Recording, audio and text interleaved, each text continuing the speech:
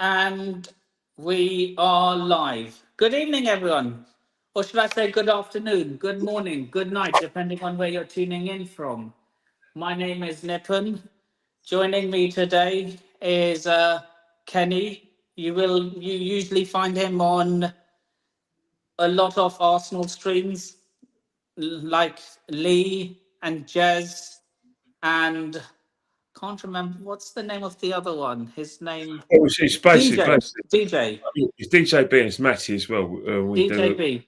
You So we find do him have. on those three channels usually, but today he's joining me for a weekly football roundup. How are you? I'm all good. I'm all good. Like I said, the weekend's been very good Arsenal wise for me in terms of us winning. I think it's our best performance in like a good few, maybe a year.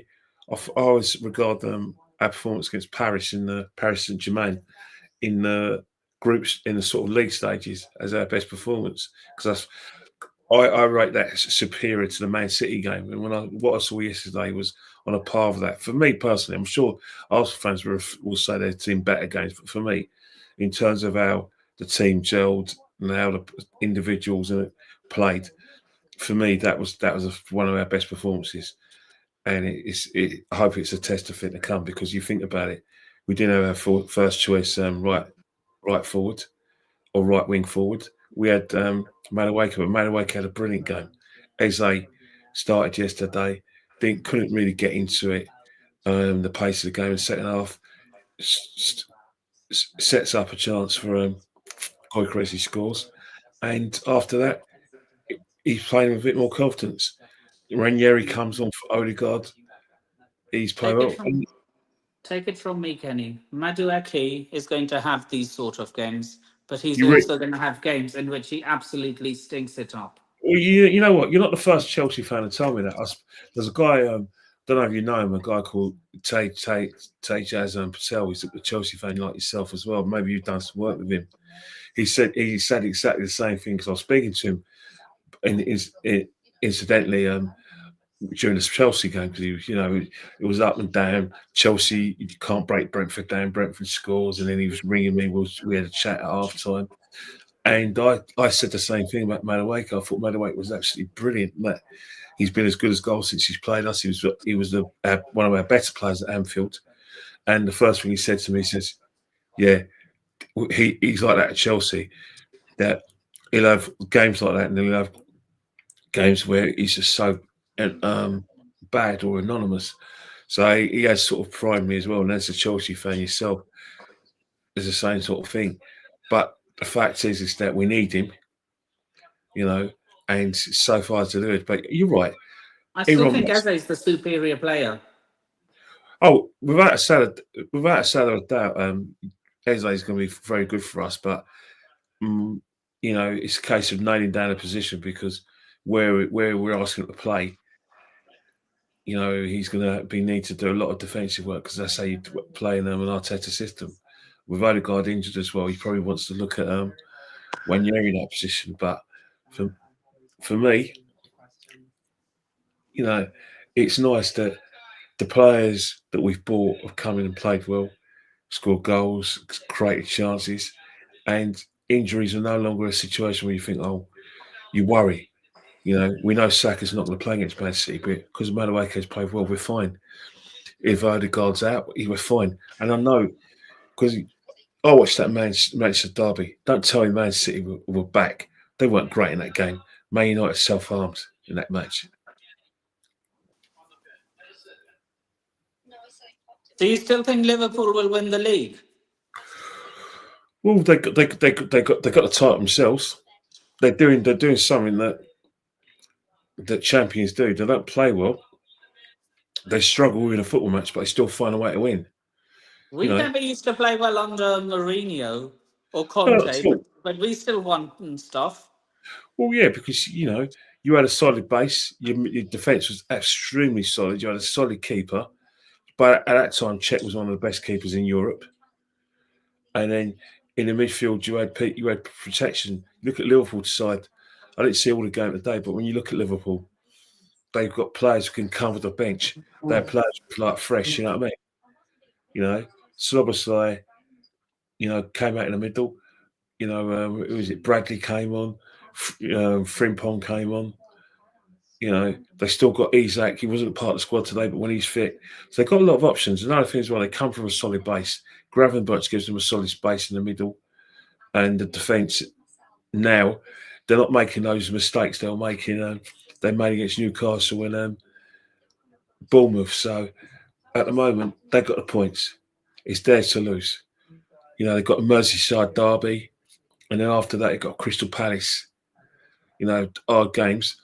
But if they win both those games and find a way to win them, they're good to go, really. But whilst, you know, we've got Man City, that's going to be an hard game, although I think we'll win it because there was nothing to fear from what I saw with City against Man United.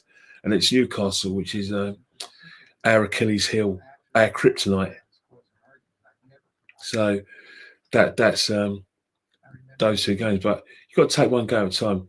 Let's not forget, you as part of weekend roundup, we do sort of like a kind of a preview of the top six, with the exception of Man United. Everyone in that top six are participating in European football. You know what I mean? In one way or other, you know, Arsenal got Bilbao, Chelsea, they've got Bayern Munich,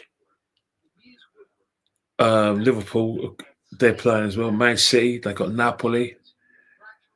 You know what I mean. So and Tottenham, they've got Villarreal, and let's not forget, like Newcastle got a big game as well. So it's one of those things where when you think about the weekend's games, the European games are really important because you can't afford to drop points in the sort of like Champions League roundabout games, because the top eight are definitely going to go through, and then if you get in the playoffs, you can play a top side, and it could be a situation it's you or them.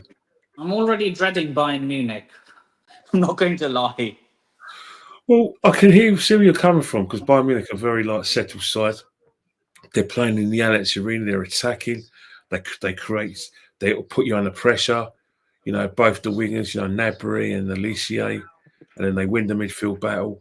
You know, And then like you have Kane, Harry Kane up top. all scoring goals in the middle. They're just so strong, and you know they're a solid team, and it's not going to be a good time. But the fact is that Chelsea, you got to find a way, because you've got to make sure you're part of that top eight. You know, even if it means getting a point, that do. You know, wait by Munich, but you're going to have to be honest, defensively, you're strong anyway. For me, obviously, it means like Leroy Cowell, but you know, Defensively of course, strong. you can Well, see look at this what stuff. Brentford did to us Yeah, I yesterday. know, but that was a lot. That was forward players who think Ganacho was asleep for their reclars of Cavallo. He was asleep, but I think depends what sort of form and race you play. You know, Reece James is going to be very important for you, and Cucurella. If Cucurella and Reece James have to start that game for me against Bayern Munich, and then in the midfield, in the middle, you got Fafana. He's come back to good fitness. He's been bought for a lot of money, but on his day, he's a top defender, and tossing is reliable. But if you don't want to play tossing, you can always play Trevor Chalobah. Trevor. Never lets you down, Chalobah. Never lets you Mm. down. So that's important. And the midfield have got to be good, got to be at their best. You know, Casado's looking like money well spent. Fernandez enjoys playing with Casado, and then you take it from there, really. But yeah, the midfield battle, you're going to have to do a lot of running off the ball. Casado's and Fernandez have got to really make sure they stop Bayern Munich dominating the midfield, and then it's who you put. It's up front. It's a game like that. You probably would miss someone like Delap to hold the ball up. So you're going to be asking a lot of things from Pedro. One thing is that Cole Palmer, you have to play him. Doesn't matter whether he's 80% fit. Just play him, because he's the one player that will worry the Germans in their own ground. He's the one player that will make something happen. Mm.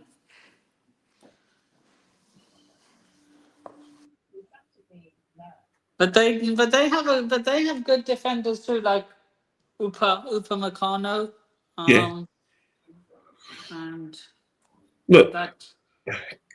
Bayern Munich at home, whether it's the Bundesliga or the Champions League, they're going to be a handful for anyone.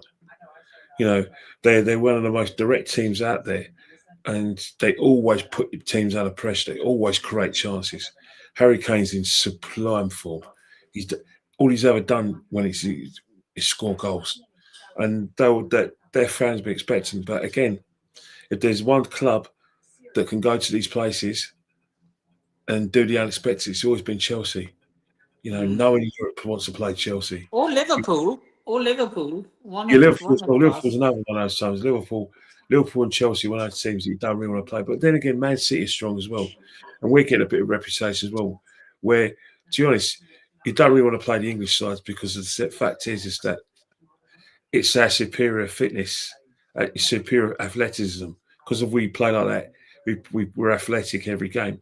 When we take that into Europe, teams do find it difficult to cope with Mm. our athleticism.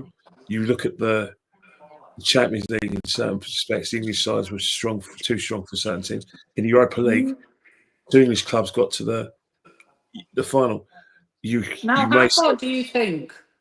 Now, how far do you think Arsenal are going to get in the Champions League? Semis like last time, or you think you'll bow out it before that? could be. We've brought Subamendi because he's a sort of player that you need in Europe. Someone who can control the midfield, keep keep keep the ball, and he's definitely brought for the Champions League. One thing is, no one's going to want to play us. To beat us, the team will have to be at their best. But I still think that Real Madrid, now they've got Alonso, they've got a more modern thinking coach, they've got Carvajal, he's back. I think they're going to have Militao back as well. And plus they've got Trent as an option. I think they'll be strong this season. They're going to miss Bellingham, but what happens if Bellingham not playing, that frees up Mbappe to be the main man, and it kind of. I don't know what's happening with Vinicius Junior. Is he fit or not? But even so, you look at the first few games this season, and Mbappe is the main man. He always seems to be like in the score sheet. So, they're a team I've got to worry about. Barcelona are due a Champions League, aren't they? And obviously the holders PSG got to take them with respect to then the English clubs as well. I always say that the team most likely to win the Champions League out of the English clubs is Chelsea, but Liverpool's strong as well.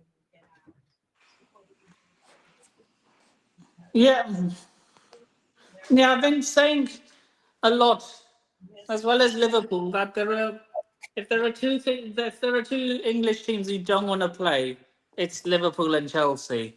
Well, that's that. I mean, Chelsea took everyone by surprise in the World Club Championships. For a start, we didn't realise that one thing that was good about the tournament, although people moan about it, is that every team took it seriously. Chelsea took it completely seriously. Man City took it really seriously. And Chelsea in that final, they completely um, outwitted PSG. They PSG. outran them, and defensively, when PSG had the ball, they look solid, and that's one of the things you've got to have a solid base when you're in Europe. And I think winning the Euro Conference League perversely or purposely gave them a lot of confidence, in my opinion, going into that club championship. You Mm. know, you don't whatever people say about the tournament, whatever they think about the motives behind it. The fact is that is still a prestigious tournament. Yeah, they say it's an invitation only, but the fact is that if that will give Chelsea a shot in the arm, that will give Chelsea confidence. Trust me, going into this tournament, injuries are always going to happen, but I still think personally, Nicholas Jackson, you made a mistake. You missed a trick in not keeping Nicholas Jackson. Nicholas Jackson's Mm. your most direct player, and he holds the ball up really well. Now, you may say he doesn't score enough goals. For a player that still young, still not really used to English football. He hasn't had a bad record at Chelsea. He hasn't been that Mm. bad.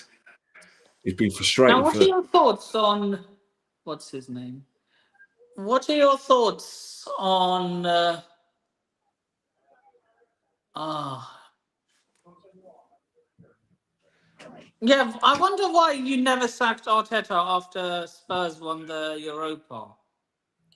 Well, the reason why that was the case is because simple reason is that by that time, if you remember Like, when you remember 2 days before we beat Newcastle, the day before the Newcastle game, he was a surprise guest at one of the podcasters' event at the Uni Chapel, and there's still a lot of people, not me, who think Arteta is doing a good job. So the I'm appetite around that. sorry. Your biggest rivals, the ones who you guys mock for Yeah, never winning anything, look at the win a narrative. trophy. That's a I hear what sackable you're saying. offence in itself. Yeah, but we know that, and we know that the seeing Spurs win the Europa League hurts because that's their fourth European trophy. Because some Arsenal fans, have forgotten we won the Fairs Cup in 1970, and some fans discount it altogether. But Spurs I'm win a not. trophy. Let me tell you something there.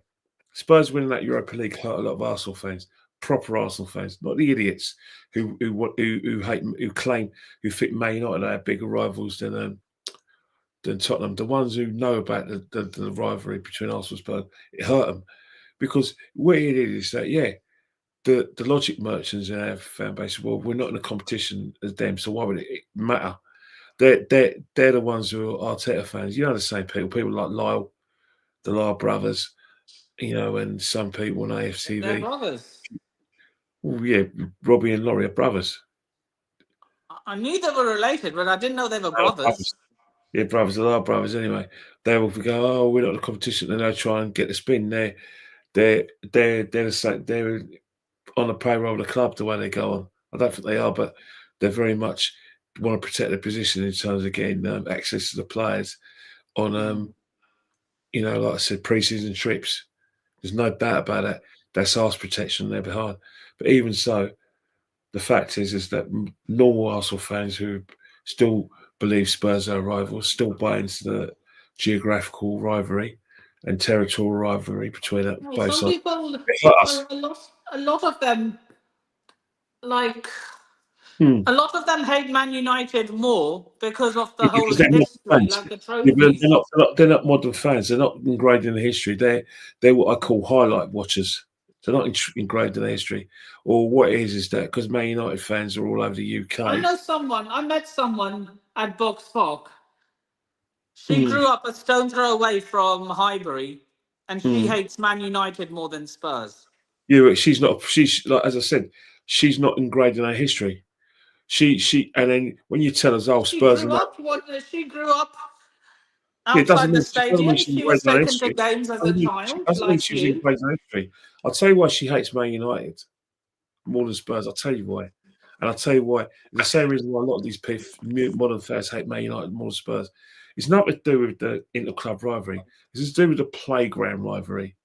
That because Man United fans are in schools all over the country, in the UK, especially in London, especially North London, they would have gone to school or should have been friends with or had rivalries with a Man United fan. So as far as they're concerned, because they have rivalries with the school bully or the school prefect, and he's a Man United fan, they support Arsenal.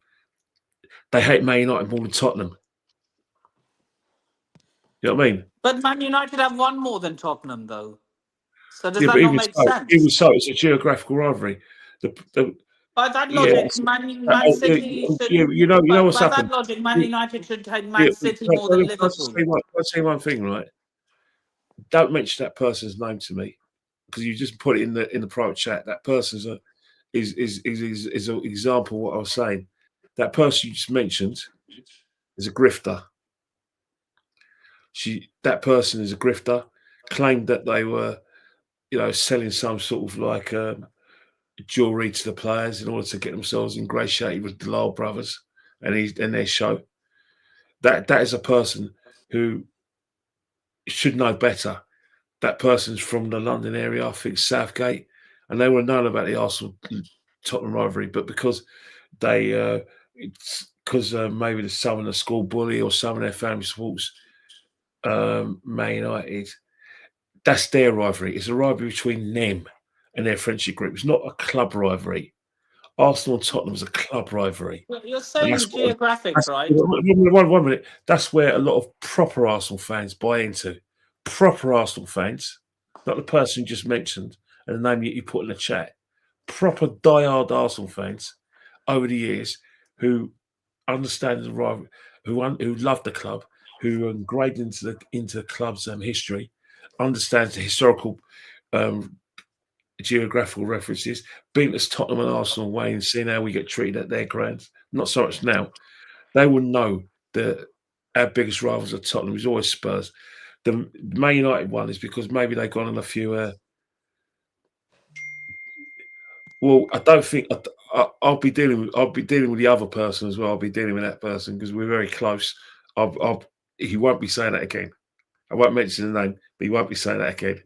But majority of Arsenal fans is Tottenham. You ask Jez, it's Tottenham. You ask DJB, it's Tottenham. You ask my brother, it's Tottenham. You ask people that I grew up with in Islington, it's Tottenham. It's always Tottenham. Look, do you hear that? Do you hear us singing songs about Chelsea? No. Do you hear us singing songs about Man United? No. We always sing songs about Spurs. How can Man United be bigger rivals when they're not part of it by vocabulary? When Man United, when I was growing up, we had a song called "Heart Down Here." The Arsenal sing, the Tottenham run away because we fight forevermore because of Boxing Day. Spurs fans sing that. It's all been sung now. Um, We make so you're references. saying it's a geographical thing. By that logic, Man United should hate Man City more than Liverpool, which they No, don't. Liverpool. Look, Liverpool's a different one. The Liverpool thing is that it's the rivalries. The reason why Man United has Liverpool got a rivalry, I'll tell you why. It's to do with. It's the same reason why West Millwall and West Ham hate each other. That makes It's more sense.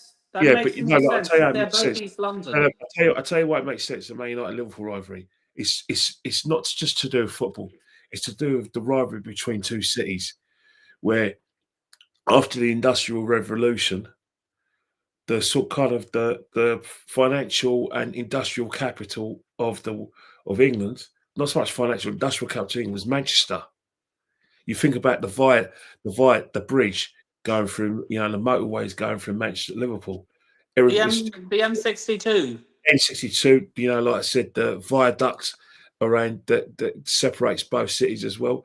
It's rivalry where Liverpudlians have resented Manchester being the industrial capital in the sort of 19th century of this country. So the Well, clubs ain't going to. Liverpool have the docks. Liverpool had the docks, but Manchester had the railways. They had the industry. They had the infrastructure. That's where all the money went. Liverpool had the docks because there was a port. So that's why you see a lot of Nigerians, West Indians, Chinese, Irish coming over Liverpool. So sometimes you go to Liverpool, you see half Chinese, half black. You see mixed race, people, half Chinese, half black, and they're all half white or Irish Chinese. It's because of the docks. But Liverpool and Manchester United hate each other because it's because two things. It's the geographical history going back to the 19th century, and two, both sides in the 60s as well. 1 year Liverpool win the league, Man United win the league. That is a definite rivalry. It's bigger than the Man City and Liverpool rivalry. Man City The and Manchester Derby. it's bigger than the Liverpool Everton rivalry. Though it's getting spicier. Liverpool and Everton, both sets of families can one brother support Everton, the other brother support Liverpool. The mum can support Everton, the dad can support Liverpool. So it's always been seen as a friendly derby. But Man United and Liverpool is more to do with the Isn't Jamie Carragher an Evertonian? I yeah, swear look, he is. yeah. Robbie Fowler Evertonian, Steve McManning Evertonian, Mike Quine Evertonian, Ian Rush Evertonian. Quite a few Evertonians. Chris Lawler, who played for Liverpool in the 60s, he's an Evertonian. But he I think, but he what played about for Steven Steven Gerrard? Gerrard. Well, I think he supports Liverpool. They've accused him of being Everton, but the definite Evertonians who play for Liverpool, Carragher, McManaman, Fowler, Owen, Ian Rush, all Evertonians. Chris Law Evertonians. But Joe Corrigan, he used to be the Man City goalkeeper. He was a Man United fan. Cole Palmer's a Man United fan, but he played for Yeah, Man City. I So know. it goes in roundabouts. Like, for instance, we've got players who play for Spurs, but they're Arsenal fans. Steve Sherwood, Steve Sherwood, and Harry Kane, Harry Kane, yeah, is Arsenal. Jermaine Defoe. Jermaine Defoe, John Pratt, who played for us for Spurs in the 60s up until the 80s. He's an Arsenal fan as well. So it swings about, it's around about, but that Man United Liverpool thing is deep. But if you noticed, Liverpool fans who who live all across the UK, or some live in Ireland, and the Man United fans who live across the UK and Ireland, they understand the rivalry between us, Liverpool and Man United, better than Arsenal. Arsenal understand the rivalry between Arsenal and Tottenham. They don't care about the fact that they grew up in London and that they had mates with Arsenal fans. They've been ingrained into hating Liverpool and vice versa. Mm. And then you've got West Ham and then Millwall. The reason why there's a rivalry there is because Millwall is actually the origins of Millwall is actually in the East End of London, the docks. So have you ever been to the docks in East London? I've been to the Isle of Dogs You near go to Canary Wharf. the Isle of Dogs and you go like St Docklands, right? Millwall Football Club origins are in the Isle of Dogs in the East End. It's not in Bermondsey, South London. It moved from the East End to South London. So back in the day, you had the Thames Dockers of towards Newham, West Ham fans, and you had the Dockers in the Isle of Dogs, Millwall fans. So obviously Millwall moved to South London, but there's still quite a few people in the East End who are Millwall fans. So Millwall West Ham is docks. So basically they used to work together in the docks, and then on a Saturday they'll go and watch one sets of friends will watch West Ham, the other will watch Millwall. So that's the rivalry. So some rivalries, it's geographical and historical. Spurs hate us because we cheated our way into the football league. We actually got relegated, but we bought ourselves into the league, and Spurs got relegated on our behalf. Not just Spurs, but other clubs. So Spurs and hate us before that, and obviously we left South London to go to North London, where basically Spurs and Leyton Orient had it to themselves. So of course they're going to hate Arsenal. So that's where the rivalry is from. And that's how it should always be. We should never forget who our enemies are. Mm. A lot of people just, base the rivalries on trophies. Yeah, that's about right. You think about it. Obviously, during your time when you were younger, when Chelsea weren't winning anything before Abramovich, you would have seen there's a period between 1997 till 2004. Arsenal Man United had a rivalry, isn't it? Especially those battles between Keane and Vieira. So, of course, Keane and Vieira, Ryan Giggs scoring against Arsenal in the Did you notice I semi-final. mentioned a third person who hates United more than Yeah, Spurs? we always argue about that. He always says, "Oh, how can Spurs be our rivals because they're crap?" It doesn't work like that. It doesn't work like that. It's like saying Man United and Man City can't be rivals anymore because, Man United is so bad that Man City are the ones that are winning things. It doesn't work like that. It's still going to be a rivalry because it's historical. Doesn't make Of him any course, less of an Arsenal fan than it makes you, though, Kenny. well, It doesn't make him. look, I think Arsenal fans should understand the rivalry a bit more and understand the history of the club. I think it's sacrilege that if Spurs are playing Man United in any game, they're going to want Man United to lose more than Tottenham. That's blasphemy. Or the blasphemy that I saw in 2024 when Man City were playing Tottenham. Some Arsenal fans wanted Spurs to beat Man City, so Arsenal couldn't win the league. I mean, logically, for you, well, that's about right. No, not for me, it isn't. The rivalry is important. That's what makes football. That's what makes football. For instance, Southampton and Portsmouth, right? But Played in okay, the say if One minute, Southampton and Portsmouth played today. They don't play for 13 years, but they still hate each other. There's still rivalry between both clubs, both cities in Hampshire. They're not good. So you don't hear Southampton fans going, "Oh, forget Portsmouth. We'll concentrate on Brighton or Bournemouth now because they're not rivals." It doesn't work like that. It Okay. shouldn't work like that. Say, okay, but say if Spurs had won that game and you win the league, you wouldn't be complaining though, would you? Well, he was still pissed off that Spurs won. I don't want Spurs to win anything. Fair enough. Don't want to win anything. You know, You'd be pissed off, but let's you'd be happy that Arsenal won the league, right? Arsenal won the league not because of Spurs, because we deserved to win the league. If we're relying on Tottenham to do us a favour, then we don't deserve to win the league. We should have done it ourselves. Yeah, Who, that's who true. told us? Who told us to lose against Man? Who told us to lose against Aston Villa? That's when the league was done. Losing at home to Aston Villa after Liverpool lost to Crystal Palace. That Man City was able to control the narrative after that. That's just facts. It was their title to lose, and subsequently they won every game from that day. From that day on, Arsenal, right? Man City had a game after. I think the day afterwards they won it.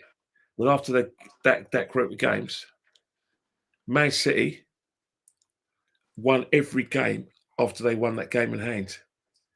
And that was enough to set result. Now, after we lost to Aston Villa, we won every game, but it was too late. It's too late. You know what I mean? Damage was done on April the 18th. Sorry, April the 11th. That's where the damage was done. April the 14th. The damage was done against Aston Villa at home. I remember the day like it was yesterday. So it's quite futile. Arsenal fans, changing their sort of badges to incorporate Spurs. It's ridiculous. Can I just tell you something, Nippon? Of If course.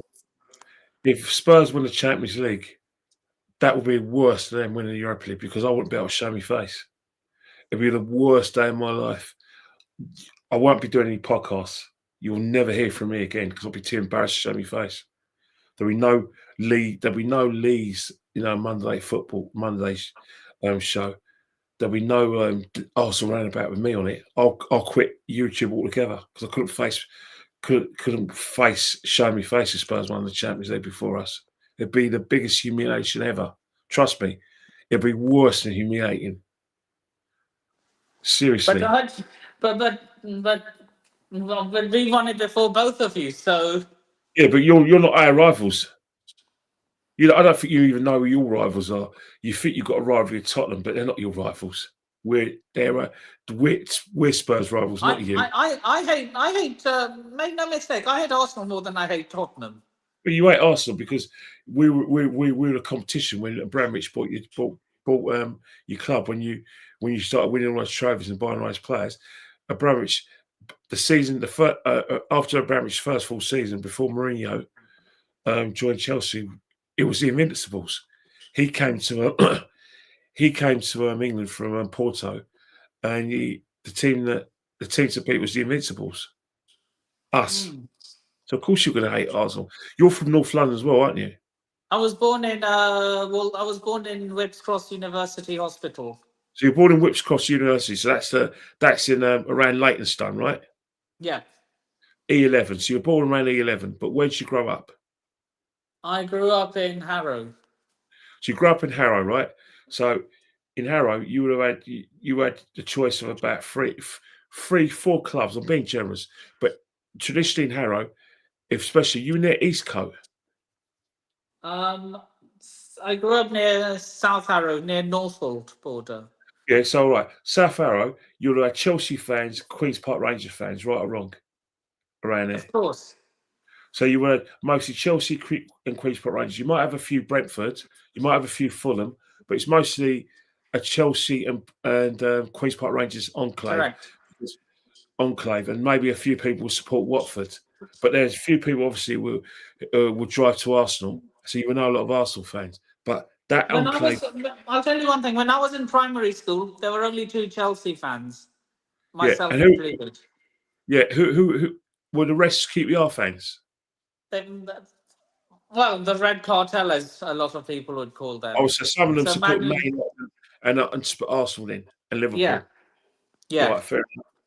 But if you think about the actual enclave, forget your school playground days, but the enclave of South Arrow, Norfolk, which is Baldwins and Ealing, look, that's QPR area as well, Queens Park Yeah, Rangers area. QPR, Brentford, Chelsea, Yeah, Fulham. Fulham as well. But mostly mostly it'd be Chelsea and more Chelsea and QPR fans there, surely. Mm. So It's it's but you hate Arsenal because how old are you? um 31, 32 in a Yeah, few 32. weeks. All right. So you were back when Abramovich bought your club, you'd been 10, right? Yeah. I knew Chelsea before. I'm not one of I those know you boring support no, ones. no, no, you supported Chelsea before then. There's no doubt about it. Of But course. but but you hated Arsenal because when you were about 10, we won we were the Invincibles, right? So Mm. we're the team that beats. Of course, you're going to hate us. Well, I'll tell you, my most hated team isn't even in England. Who's it? Barcelona. Celtic. What you hate Celtic for? Because my Scottish team are Glasgow Rangers. Well, I support. You see that Chelsea and Glasgow. Yeah, but most Chelsea fans have a partnership with Glasgow Rangers. It's to do with. Well, most Chelsea, no, Francis, big up to her. She supports Yeah, Rangers Francis. too. Yeah, I know Francis. Yeah, we support like Francis is a Rangers fan. Like her family, her family, Canadian and Scottish, Canadian and Scottish. Whilst I'm a Catholic, so I support Celtic. Celtic.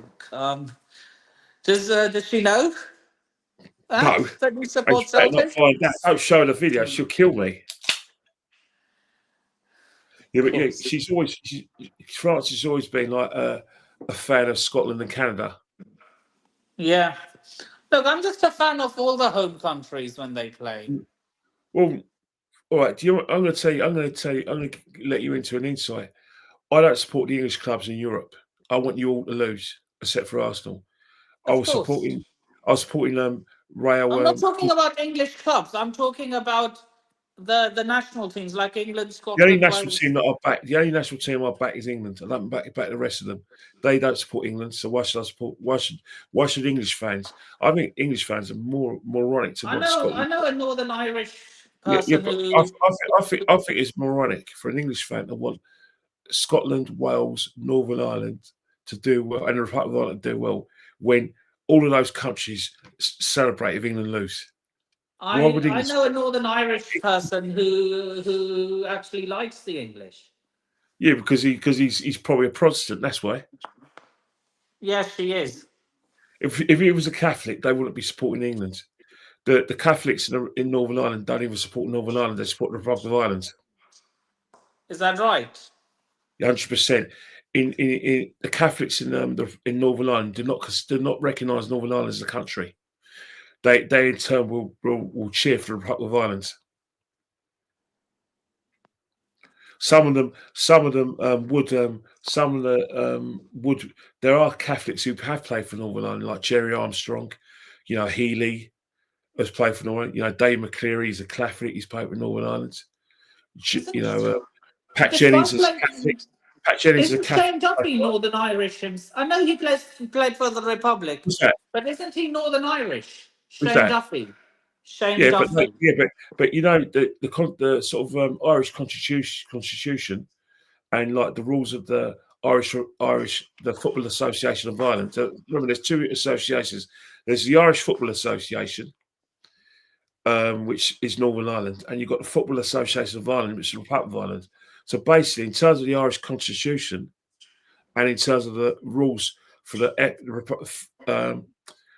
Football Association of Ireland, which is agreed with FIFA, players born in Northern Ireland also can qualify to play for the Republic of Ireland, and they have a choice. So, for instance, you've got players like Darren Gibson, born in Northern Ireland, Derry, plays for the Republic of Ireland. Shane Duffy, born in Northern Ireland, play for Derry. yeah, born in London, born in Derry, play for the Republic of Ireland. Obviously, the most famous one of them all. The blondie with the tattoos. Come on. he's always getting in trouble. He refuses to stand for the national anthem. Oh, that what's his name? Did he play for Stoke? He used to play for Stoke. Come on, Elf, and you're out here, mate. James McLean. James McLean, yeah. I can't stand him. Born in Derry, biggest Catholic going. Who else is there? Neil Lennon chose to play for Ireland. But remember, Alex Bruce, his mum's from North. He's Steve Bruce's mum's Irish, but she's from Northern Ireland. Alex Bruce actually played for the Republic of Ireland, and he switched to the Northern Ireland. Alex Bruce, and then there's other players. Alan Kernigan, You born in know, you know. Let me finish. He was born in Belfast. He's born in he's brought. He was in the Northern Ireland system. He went to play for out of Ireland, so it happens a lot. Yeah, look. I put in the private chat what we were talking about just now about my friend who backed England in the Euros. Yeah, she. You said where she's from, but depends on what she's from. There's certain parts. If you're from like the Shankill Road in Belfast, you're Catholic. You're from the Falls Road in Belfast, you're sorry, Shankill Road is Protestant. The Falls Road is Catholic. So it's I a don't know great where she's from, but she told me she's a even so, Protestant. Northern Ireland traditionally they support they're British. They don't consider themselves as they're primarily British before they're Irish. They're them Yeah, that's them what she said to me as well. they're British first, then Irish afterwards. Yeah, that's what Whilst she told me. yeah, That's what she told me. but the Catholics in Northern Ireland do not recognise Northern Ireland as a country. They want to be part of Ireland, and a lot of them have got Irish passports. Mm. They do not cheer for the Republic of Ireland to Northern Ireland. The only time they go and watch Northern Ireland is if their relative plays for uh, Northern Ireland. Apart from that, they traditionally support the Republic of Ireland. But Mm. all the Protestants and Catholics, when it comes to rugby, when it's only Ireland, the Protestants in Northern Ireland will support Ireland because you think in the rugby terms, they've had Northern Irishmen play for the Republic, play for the All Ireland rugby team. Mm. But then there's also the four nations that have like it's like there's one team like where you have the Welsh, the English. Yeah, but you can never have it in football because the reason is that they're all got their own separate associations. They all got their separate seats at the board of UEFA and FIFA. So they're never going to agree. And they shouldn't really, because you had an all British team, it'll kill Welsh football. They have an all British rugby team. Yeah, they could have the whole British rugby team, but that's very rare anyway. But when it comes to the International Board of Rugby, England, Wales, Scotland, and Ireland have separate seats. The British Lions is like it is originally an amateur setup, but obviously with rugby becoming professional, they get a lot of sponsorship. But yeah, they will play together. But you've noticed it; it's now called the British and Irish Lions. Before it was the British Lions, but it's the British and Irish Lions they call it now. Because the Irish play as well. Of course, they're Irish players. You know, the captain of the Lions in 2005 was Brian O'Driscoll before he got injured, Mm. and the vice captain was Irish as well. So great Irishmen have played for, have been captain. And do you remember a guy? I don't know if you're a rugby player, but ask your friend. Next time you meet your friend, ask her about Willie John McBride, Belfast, Protestant, but he was captain of Ireland for a good few years in the 60s and 70s. Mm.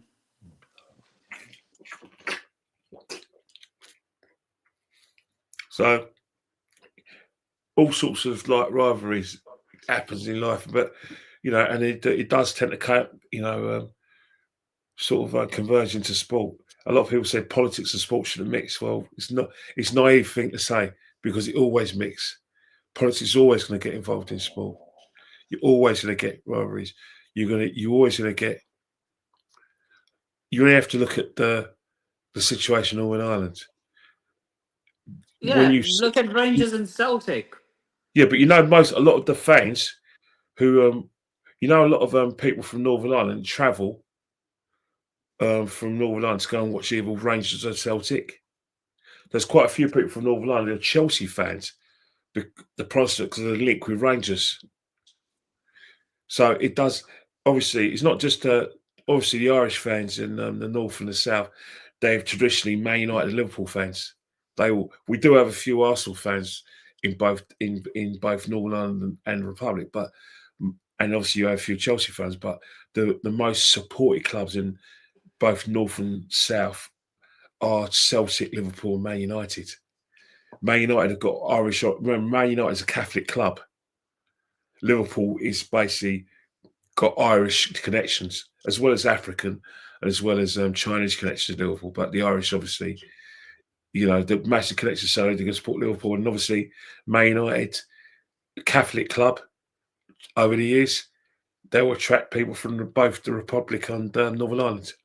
Wasn't Alex Ferguson a Protestant though? Yeah, his wife, God bless her soul, is Catholic, but he's a Protestant. Yeah, and he actually believes that his career at Rangers was affected because he married a Catholic. He's a very good footballer, good striker, played for Rangers, but he had a big falling out of Rangers because of his I thought he wife's. played for Aberdeen. No, he managed Aberdeen. He never. Oh, He's a Rangers boy through and through. And you know Kenny Dalglish. He's a Protestant, but he played for Celtic. He supported Rangers as a kid. wait a second. He's a Protestant? Kenny Dalglish is a Protestant, and he played for Celtic, but he was a Rangers boy fan as a kid. Kenny Dalglish. Wait, how did he survive at Celtic? Well, because Celtic have always had your Protestant playing their team. It hasn't always been Catholic. It was Rangers.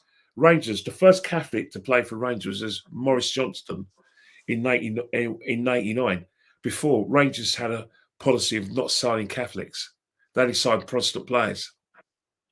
Up until 1989, Rangers refused to sign Catholics. That's how deep the religious divide is in Scotland, even today. There's one James Bond who's a Rangers fan. Well, God bless his soul, he's no longer around. What, Sean Connery? Yeah. Yeah, Sean Connery. Yeah, bloody what a try! That's an Irish name. Well, he's Scottish. Yeah, but he's a Catholic as well. But I suppose he's not all of them. But if you think about it, back in the day, there's a club in Belfast. I don't know if it's still around, called Glasgow. What's it? Sort of Belfast Celtic, something like that. It's a club. It's called Celtic, and they had a lot of Protestant players play for them. You know that? Well, don't know. Not sure. I didn't know Sean was a Catholic. I knew he was a Rangers fan. Yeah, Connie's a Catholic name, but yeah. So Kenny Dalglish is a Protestant, and he grew up a Rangers supporter, and he played for Celtic. Yeah, that's just like Harry Kane growing up an Arsenal fan playing for Tottenham. Yeah, but that does happen. That does happen. The fact is, when he went to Spurs, when he went to Arsenal, he was a goalkeeper. He wouldn't be a goalie. Is it? Yeah, he wouldn't be a goalie. And I think what's happening when he was at Arsenal, I think there was issues with his weight because he was quite a chubby kid. Obviously, look at him now. So But was yeah, Frank Lampard. So was Frank Lampard. Frank Lampard used to be an Arsenal junior. He used to train with Arsenal as well as West Ham. I didn't know he was. I knew he was West Ham, but I didn't know that he was Arsenal. No, Frank Lampard is junior. He used to train with Arsenal, but obviously he comes from a West Ham family. But after his uncle and dad got sacked, he turned against West Ham, and now he sees himself as a Chelsea boy. But the Lampards are a West Ham family. And John Terry was a Man United fan. Yeah, but his whole family are West Ham. He's only all the other families West Ham. His dad had trials with West Ham because you know where he grew up in the same estate as Bobby Moore in Barking. Yeah, he's from the Barking Dagenham area. Yeah, and his family is still down that area, and his wife, she's from that Barking area as well. Yeah, Bobby Zamora. He grew up with John Terry as a kid. He's from that area. Who's the other one? Paul Konchevsky, Dagenham area. Jermaine Defoe. Jermaine Defoe, Spectrum, but yeah, Paul Konchesky, John Terry, and They're all East Bobby London Zamora. boys. They're all from that sort of like Dagenham area. Oh, Zamora and Barking area. Zamora and Konchesky, West Ham fans. Yeah, And Mark Noble as well. was that Mark Noble. Mike Noble's West Ham through Canning Town boy? Canning Town. Yeah, Yeah, yeah. Joey Cole. Even though he was born in Paddington, but he's brought up in Camden. He went to Islington schools in Islington, Camden. He's always been a Chelsea fan as a boy. Was he not part of the West Ham Academy? Yeah, he was, but he was a Chelsea fan. He's always been a Chelsea fan as a kid. He's never he was even though some of his family are Arsenal and Tottenham, he's always been Chelsea. Big up for yourself, Manny. Big up, Manny. But yeah, I said I'm giving you footballing history lesson, isn't it? I thought we were going to talk about the weekend's football. I've just been Yeah, telling we've you just been talking about history. So, history again. are you happy with your result Look, against look, it's one of those Forest? things where what we've got to do this season, what we did do last season, is stay close to Liverpool. You know, when Liverpool had a bad result, we'll have a bad result, and we drew too many games. I think that's why Goldcrest is here, because games that were draws, we got to turn it to wins. You know what I mean? So yeah, we are. The thing about it is that we know that. Well, at the beginning of pre-season, we thought we were third favourites. We thought Man City would be strong, but I don't think they are. But Liverpool's still strong. Come on, if Isaac gets his boots and he gets fit and he starts scoring goals, and you've got Sad scoring goals, Persons. TK scoring goals. What chance have we got if Liverpool get it together and they don't lose a game? We can't. There'll be What two do you different. mean they will lose games? They're not. They're not going to go invincible, Kenny. Yeah, but the fact is, what we did last season, and what we did when we were competing against City, we never once last season put Liverpool under any pressure. The season before that, we got ourselves in a situation where we could have been title favourites, but it's only because Man City, Liverpool slipped up, and we had to go on a run just to compete. And then when we made one mistake, we lost the title. The season before that, we're the ones leading the charge, and then we had a bad April, and that was it. Done. Do you think you'll end up pressing the self-destruct button again this season, or do you think you'll go all the way? Not really. I don't. It's not really. The thing with Arsenal is that, to be honest, we need to be winning at a place like Goodison Park. We need to be winning at places like the Etihad, and we need to win at places like Anfield. We win at those places consistently, then we've got a good chance of winning the league. But look at it. Liverpool 2 weeks ago went to Anfield, went there with a very safety first team selection. They beat us. The doubt's coming, isn't it? But say if you went all guns blazing and you ended up losing by even more. Yes, good point. But you can meet them halfway. I think the way Arsenal played, they played for a set piece, to get a set piece goal and then shut up shop, and then like we did against Man United, make ourselves difficult being the second half. But Man United are a mess. You can do it. You can afford to do it against them. But if you look at Man, apart from today, Man United are actually playing okay. They weren't bad against us. They played all right against Fulham until they self-destructed, and then against Burnley at home, they're dominating. But obviously, yeah, the Man United typical. They shallow when they play football these days. They're shallow box. They're not like the Man United of before, where they just go on the front foot and try and win the game. They're just shadow boxers. This team, a bit like your team sometimes. But Ruben Amorim's a bit of a pragmatic man. He's stubborn. So is Arteta. So is Maresca. Yeah, but the Managers thing are is stubborn. yeah, you are stubborn. But come on, when you haven't got a midfield and you're playing a brand of football that is never going to be successful with the players you got, and you just got smashed. You look at that game. Man City didn't have to play well to win that game. It was all gifts, the goals. Gifts. Giving the ball away for the first. They gave the ball away for every game. They were pretty comfortable before that, Man City, Man United. It's just those three mistakes. Their midfield is non-existent. You know what I mean? So obviously, you're going to say they're a mess because they keep on making the same mistakes they did last season, and the mistakes that got Ten Hag to lose his job. To be honest, the last time It's the players, not the manager. you think you say that Ten Hag's first season they finished third and got to 2 cup finals and got the Champions League.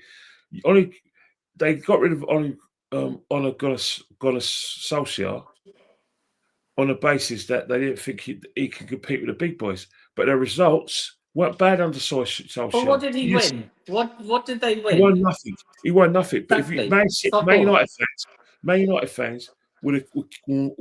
I know it's perverse. I know Man United got to win trophies, and I respect that. But you think about it, right? When they were getting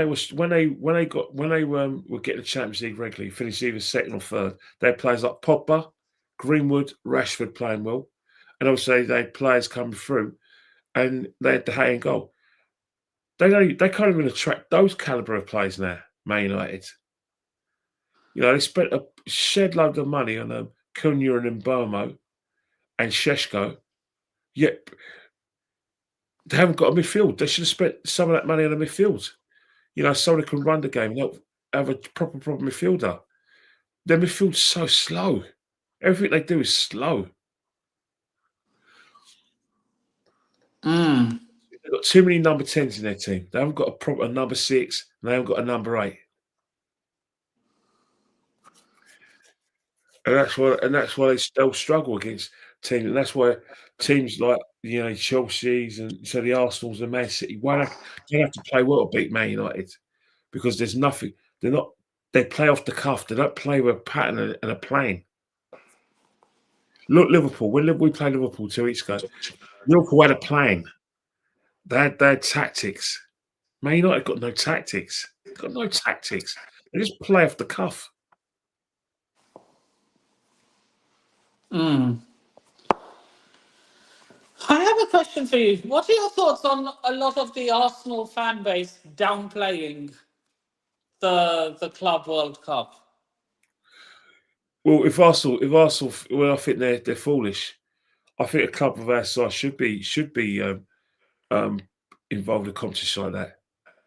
You know, Arsenal. Like they were saying, Chelsea won it. It's just a glorified friendly. Arsenal. You surely you would have known that a lot of our fans, if it doesn't involve Arsenal, it's crap. We're not in the Europa League. Oh, it's not really. It don't really affect us because we didn't win nothing. Arsenal fans will put a spin on anything. If we were invited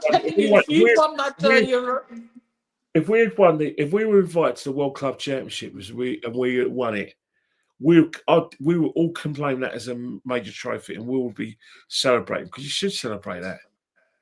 Look at the teams that are in that competition. And they're all playing their best. You beat top teams. You should celebrate it for the thing. Let's not forget, Chelsea won it won it. Man City have won it. Liverpool won it. Arsenal should be involved in prestigious tournaments where the best clubs in the world are participating in. Arsenal should be involved in that. Man United should be involved. Any big club should be involved in those sort of tournaments. If Arsenal win the Champions League one day, they will be invited to those tournaments. Of course. And then I'm hearing people like Jamie Carragher saying, "Oh, how can you?" I'm talking some BS, like some. We'll see what he said before we decide it's BS. He said something about how can Chelsea win the competition without being European champions. Yeah, that's a Liverpool fan talking. He's Everton now, but he's a Liverpool fan. Liverpool got some of the traits we got. If Liverpool were invited to that tournament and they won it, it would be the best tournament ever. So you've got to take what he says as a pinch of salt. Of course, I do. You know, if you think about it, when the team that was most offended and most under threat when Abramovich bought Chelsea and when Chelsea became successful. It wasn't actually Arsenal that were offended by Chelsea's success. It wasn't Man United. It was Liverpool. Liverpool have always hated Chelsea on the basis that they've always seen themselves, and rightly so, as the top team in England because of the trophies they won in the 80s and 70s and the European Cups they won. They built their reputation from scratch. Man United, they hated Man United's success, but your success really, if you don't mind me saying so, it pissed them off because of the fact that how you acquired your success, how you got a team that was levels above them, how you tried to buy Steven Gerrard, not once but twice, and twice he was considering going to Chelsea. I don't Yeah, listen to but their fans weren't having any of it. They were yeah, trying no, to. wherever happened, whether he got threatened or not, doesn't matter. The fact is, he was considering it. They've always hated your success. Hence the fact they celebrated the beating you in the Champions League semi-finals in '05 and '07 vigorously because they didn't have your money, but they had the history. They've always hated the fact that they got the history and you got the money. It's basically like the Petty. royal family. It's basically like you come from a family of billionaires, marrying into a royal family, even though they're skint, but they need the money, but they still look down on you because you haven't acquired a title from birth. That's how Liverpool treat Chelsea. So yes, Carragher and the player that represented Liverpool's hostility to Chelsea was always Jamie Carragher. You used to always see him arguing with Mourinho in game, abusing and swearing at each other. Whilst Chelsea fans love Steven Gerrard because you try and nick him with Liverpool, but whilst Carragher he was the poster boy of their hatred of anything Chelsea. Mm. I'm sure he hates Man United more, though. I mean, come on. No, he probably does because he's brought because of the Liverpool connection and the Everton connection. He will, but for a period when Abramovich bought the club, when Chelsea obviously won 2 European Cups, let's not forget you Liverpool and Chelsea were playing each other quite a lot in Europe. You know, Chelsea win a few, Liverpool win a few. You know, and so that's when the rivalry would have come. But Liverpool have always hated Chelsea because Chelsea were trying to become them legacy-wise, and Man United and Liverpool just couldn't compete with them on the pitch, and certainly couldn't compete with them financially. It just was. Abramovich had some serious deep pockets. Abramovich bought basically the best of everything, the best people behind the scenes, and he bought the best team and the best training ground. You know, Chelsea owed that man their lives. Without that Abramovich, Chelsea wouldn't be what they are today. They wouldn't be this big team that everyone's scared of in Europe because of him. You could credit the players, you could credit the managers like who won the European Cup, who won your leagues like Mourinho, Ancelotti, uh, Conte, players, Tuchel, who won the Champions League, and Di Matteo inherited Villas-Boas's team. The fact is, one man buying a club, that's what put Chelsea on the map. And let's not face it, you won so many trophies under that bloke.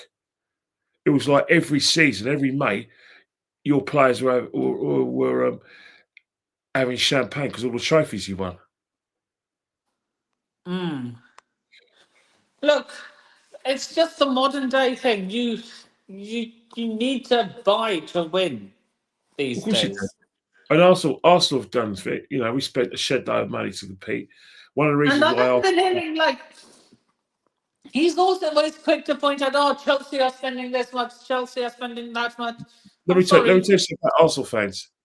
Why do you think Arsenal fans want Usmanov over the Cronkies? Because Usmanov had just as much money, if not more, than Abramovich. Usmanov was threatening to spend the same levels of money as Abramovich in order to buy success.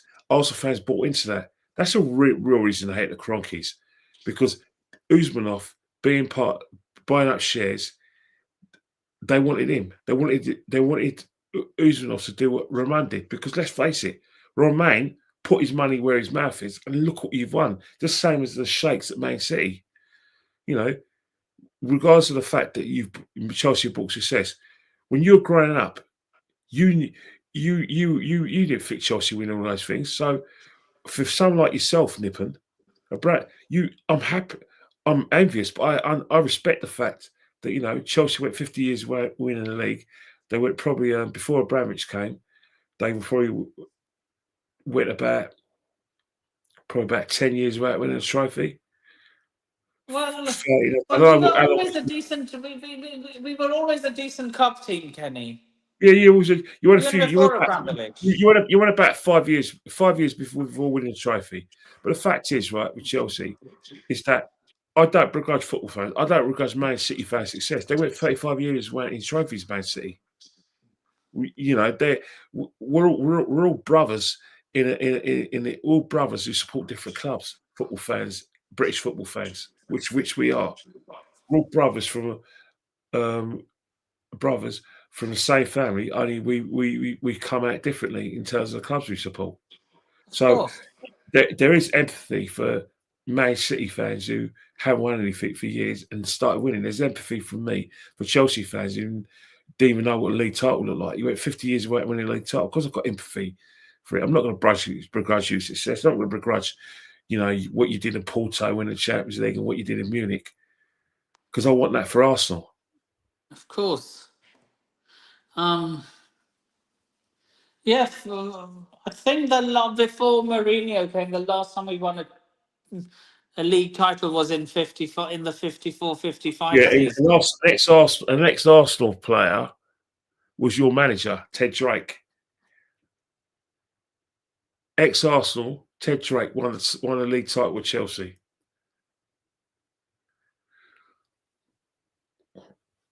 Can you believe that, Nippon? I can. A lot of the things I trust you on a lot of history things, Kenny.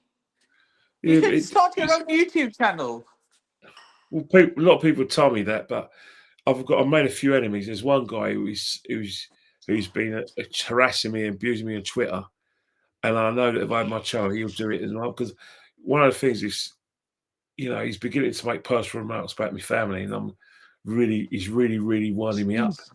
And I think if you've got your own YouTube channel, you have to be professional. You have to have the professional in terms of your work rate, professional in terms of your behaviour, and you have to be able to have a thin skin. If someone says abuses you, you have to be professional and ignore them, block them. Say what you want to say privately, publicly. When you're trying to sell yourself, you can't get involved in this sort of skullduggery silliness. That's what I think, anyway.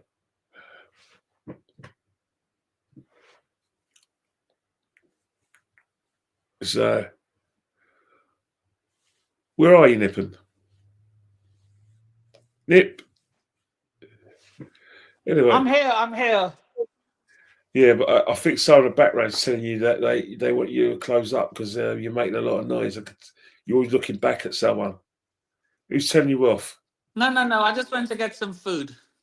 Oh, fair enough. But what I'm trying to say is that cool because we got to probably wrap up soon. The situation is a massive week for the English clubs, especially the clubs in Europe, and then the week after that you got the League Cup games. So that's why you need big squads. Arsenal need a big squad because the intensity of the sort of like the program coming up at Christmas, we're basically going to have a situation where, apart from the international break, clubs, the clubs in Europe are probably, and those who are still in the League Cup, they're going to play a game every 2 to 3 days. There's going to be injuries, Nippon. Arsenal will have injuries. That's why we've got a big squad. You'll get injuries. You already got injuries already. Because the amount of football we play, injuries is like Part and occupation parcel. hazard. It's part of the parcel. Occupation hazard. You know, the, any team that doesn't have a massive squad, you're off your heads. you have to have big, you know what I mean? Big up yourself, Arrest. Big up. How you doing, mate? Yeah, not too bad yourself. I'm all good. I'm all good. How are you? Who you support? Great Man question. United. Yeah, I can see that. Yeah. Yeah, Man United, man. Man United. So, what went wrong in the Manchester derby? Come on, Yeah, tell I us what answer. went mean, wrong. the thing is, the lineup went wrong first of all because you don't start with Garte and Bruno because they don't complement each other. Uh, you know what? Yeah, I've mentioned this guy's name 100 times, but Luke Shaw. He in big 2025, he should not be playing for Manchester United because he's been there for 11 years now. Obviously with injuries and stuff, but I feel like there's been too many excuses from the United fan base as to why he should still be playing for us. But there was not one good player for us today, and you know what, City, we just made them uh, go positive now this season. We've given them a confidence boost now Yeah, we have. because They they've didn't have to be great against you today, I have to admit. I was disappointed as a football fan. Man United, they don't seem to play. You seem like you play individually off the cuff. You don't seem to have a plan. Like with the yeah way you attack, it's not planned. It's not like if you work in training. You know, the way you defend is like people know, it's like they met each other for the first time. The midfield is non-existent. It's non-existent. yeah, and this is why CDM was important this summer, but we didn't seem to get one. So yeah, I mean, look, our next 3 games, if we don't manage to win one of them, I could see Armour walking. To be fair, I don't Walking see or them. I getting the don't. sack? No, no, no.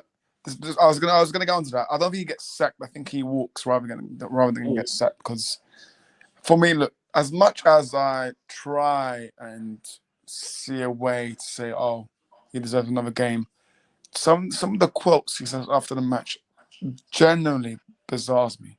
Like Like, even Yeah, into even tonight, I don't know if you guys saw it, but he said, "Oh, the reason why I played Bruin in midfield is because he was great against Arsenal in the first match." Like, what? Like yeah. that's a silly I, comment. but you know what the situation is, right? I can tell you now. Another manager gets to tune out those players. Another manager will organise the team better in midfield and particularly problem midfield. They'll get better results. The players just can't play a system. They can't play for him. It's nothing personal. It's just that he's just joined you at the wrong time. He hasn't got the players that he needs to play that way. But if you he get a had a whole caretaker, transfer window to change that, Kenny. you forget. Look, that team, that the players are there. They're internationals. What he needs is like if he is a caretaker manager, just go there and just motivate the players and just make things simple. It's like he's giving you guys instructions, and they're too complicated. It makes no sense. That performance, you started off all right, but you always felt that if you lost the ball, you get done. The goals are pathetic. All the goals you gave the ball away. It's mad. See, I repeat, City were not great. They didn't have to be great. No, no, no, they were not. The Yeah, only no, players no. who played well for City with Doku and Haaland. They weren't great. They, next week against us, I'm not saying we're better than you, but we're not a bigger club than Man United. We're not gonna let City do that because we got a plan. Yeah, We, you know, City will have to play well to even get a point against us. But against you guys, in a derby, they didn't have to play well. That's indictment on your manager and your team. You yeah. guys played better in the Manchester derby when you had that Eric Ten Hag as your manager. Mm, You won more derbies under his watch. No, you know what it is. no, I don't think so. You know the thing with Man United. You're probably going to want to kill me at the rest, right? But the only time this modern Man United players, the only coach they played for was Solskjaer. They did play. They played probably for Van Gaal. The times they played for Mourinho, they didn't. But consistently, they played for Solskjaer. He got a tune out of that team. Yeah, it's true. That is true. Statistically, it's true as well. Like, obviously, he came second of us, so you can see that. You can see the players trying everything. But what I'm more concerned about tonight is 5 defenders and the amount of space that I saw tonight. Bloody, that is embarrassing. People don't know their jobs. That's why there's no It's organisation. There's no. It's like embarrassing. What do you guys do in training? Do you work together as the back four in training? I have no idea what we're doing. I don't know. It seems like you just we got this new training ground, Kenny, but I don't know what we're doing. Yeah, but what about the playing? There's no because when I see you play, it's like all you guys do is run around. It seems like all you do is probably play 5 sides, run around, do sit-ups, and we do a bit of rondos, and that's it. Just rondos, and that's it. And but when it comes to the match, it's like you just get. It's like, can you imagine it? It's like if me and you were playing in Market Road together as a team, right? Yeah. And we didn't have, and we just met every Sunday, right? And we wouldn't have had, and we played. That's how they are. Like normally, even the Sundays, they have football practice in the evening, in about a couple of, on a Tuesday and Wednesday, right? Tuesday and Thursday, whenever you play for a local team as an adult, amateur football, you have 2 training days in the evening after work. Tuesday and Wednesday, and you work on it, and then Saturday you play a game. This Man United have got 4 training sessions. But when I watch you play, it doesn't look like you thought through. There was no tactics today, none, nothing. It's true. Right.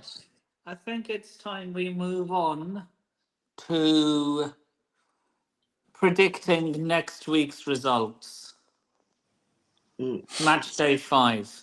Oh, interesting, Nathan. Liverpool versus. We got Man City at home. Nippon, you're coming to Old Trafford, Nippon, yeah? Are you going to break the record? Are you going to break the Old Trafford curse? If you know what?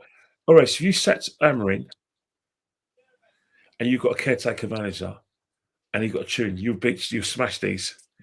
But if Amorim's your coach, I don't know what's going to happen. Seriously.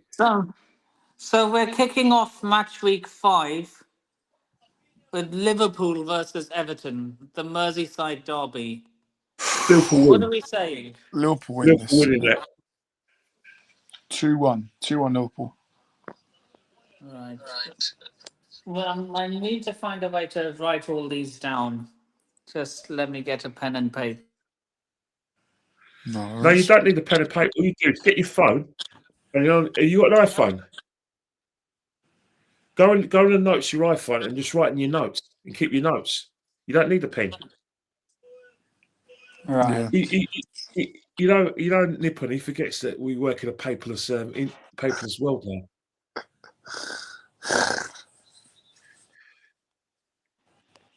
No, I think Everton are going to play like they did last year.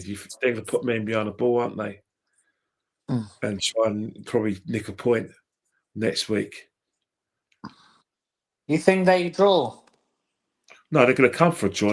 Liverpool beat them, but they'll come for a point like they did last year at Anfield. Make yourself difficult to beat. Try and do something for set pieces. You know, press, put their tackles in, put their foot in the ball. See if they can hit Liverpool on a counter-attack. And you know, like they did last season. But Liverpool got 2 match winners. That's why I think they'll win the game, regardless. So, score prediction. 1-0 Liverpool. Ekatike.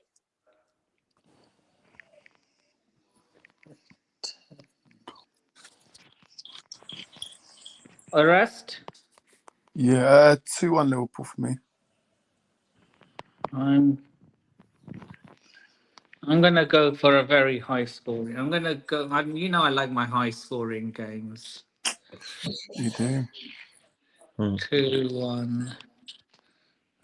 You said the highest scoring game. You said 2-1. No, I'm putting down Orest's score. Oh my God, 5-0 Barcelona. Oh my God.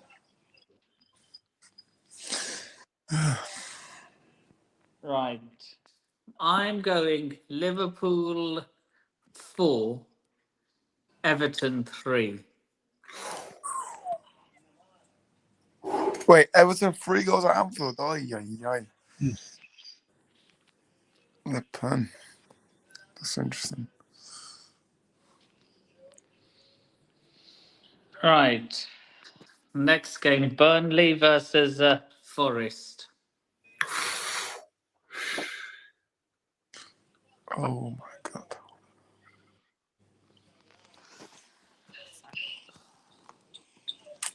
Who wants to go first? I'm still thinking. I'm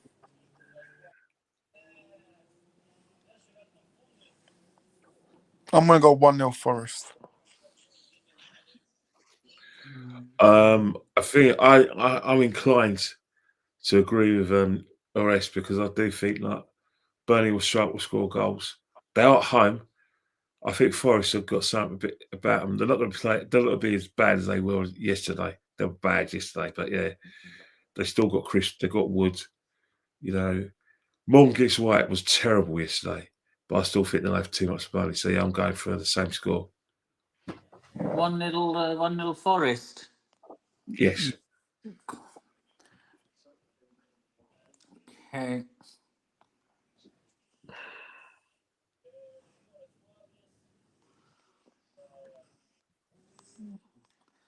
I'm going. No, I'm not going to go for a high scoring game on this one.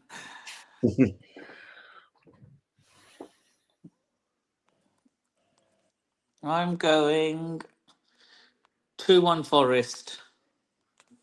Fair enough. Mm.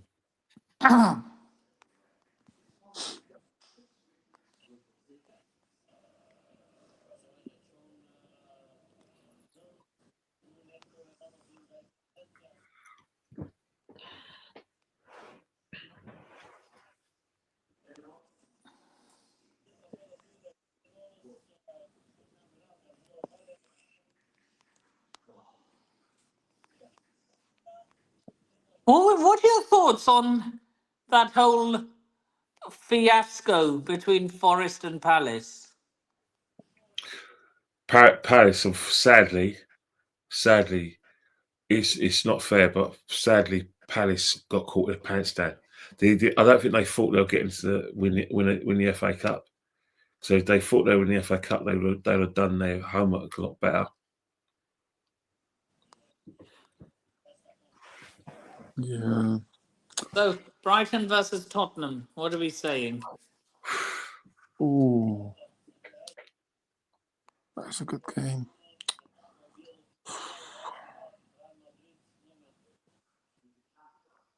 I'm gonna go 2-1 Tottenham. I don't think Kenny's going to like that. No, it's not so much that. The thing with Spurs, right? They obviously they've won 3 games. But there's something about Tottenham, right? That if Spurs want to be taken seriously and they want to get into the top 4 or even do more than that, they've got to win at Brighton. They've got a very Brighton a hard side to beat at their own ground.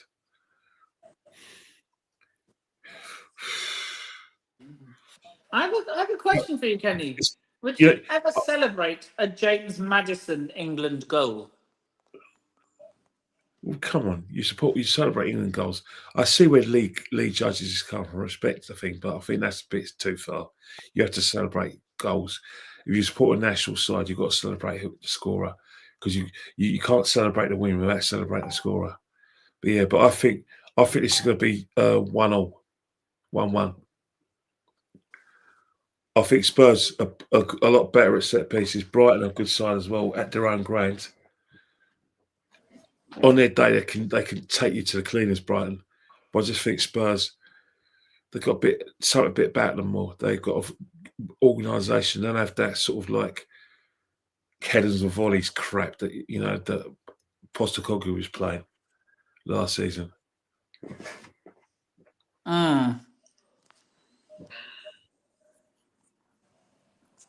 So, what are we saying? 1-1 for me. Draw. Cool. Arrest, check your Instagram. Hang on a minute.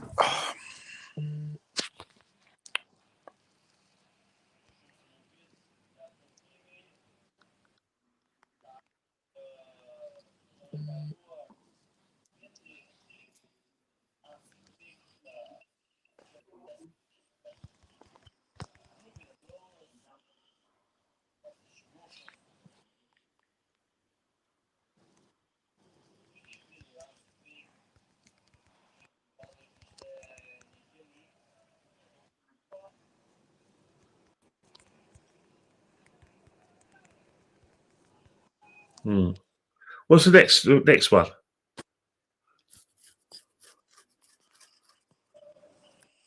Put next screen.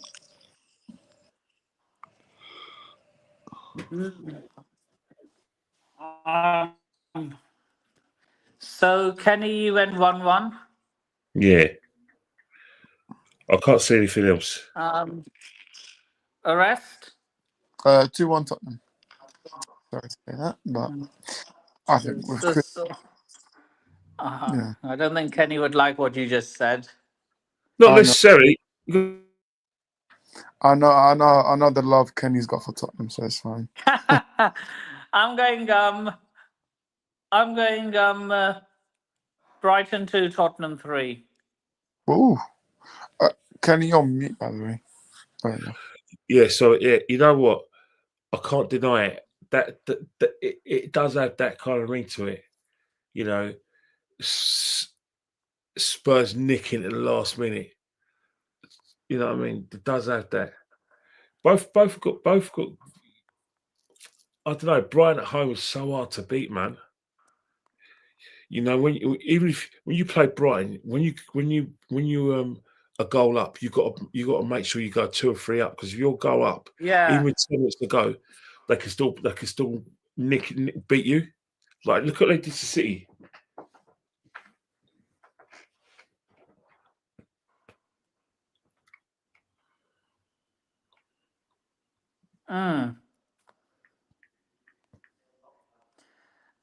And now, Mr. Manny, how are we?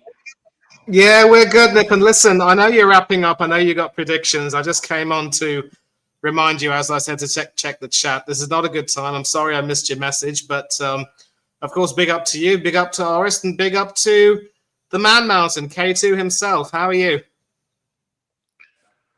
Yeah, I'm all good. That's things to you, Manny. You all right? Yeah, pretty good. I also want to ask you, when's your next Instagram live? I kind of enjoy those things you do in lieu of your. You know what? having a YouTube channel. I'm definitely going to try one. I'm going to try one. Not maybe after. I don't know. It depends, isn't it? Because it's the same time of when Lee does it, isn't it? I don't sort of get in his way, because I know I'm a small fry for that compared to Lee, but yeah, I've got to think of doing it, because yeah, certain things. It's only ever going to be about sport. I can't do politics. And I know a lot of people don't like cricket, so it's got to be about football. But yeah, it's been like. I think you'll find. If you advertise yourself to the right crowd, you will get a lot of people who want to talk to you about cricket. And one of the reasons. I know what you mean. I know what you're talking about. The Ashes coming up. I see what you mean. The Ashes coming up. Yeah, not just the Ashes, mind you, but there's also the women's. I think the T20 World Cup. But just briefly on the cricket.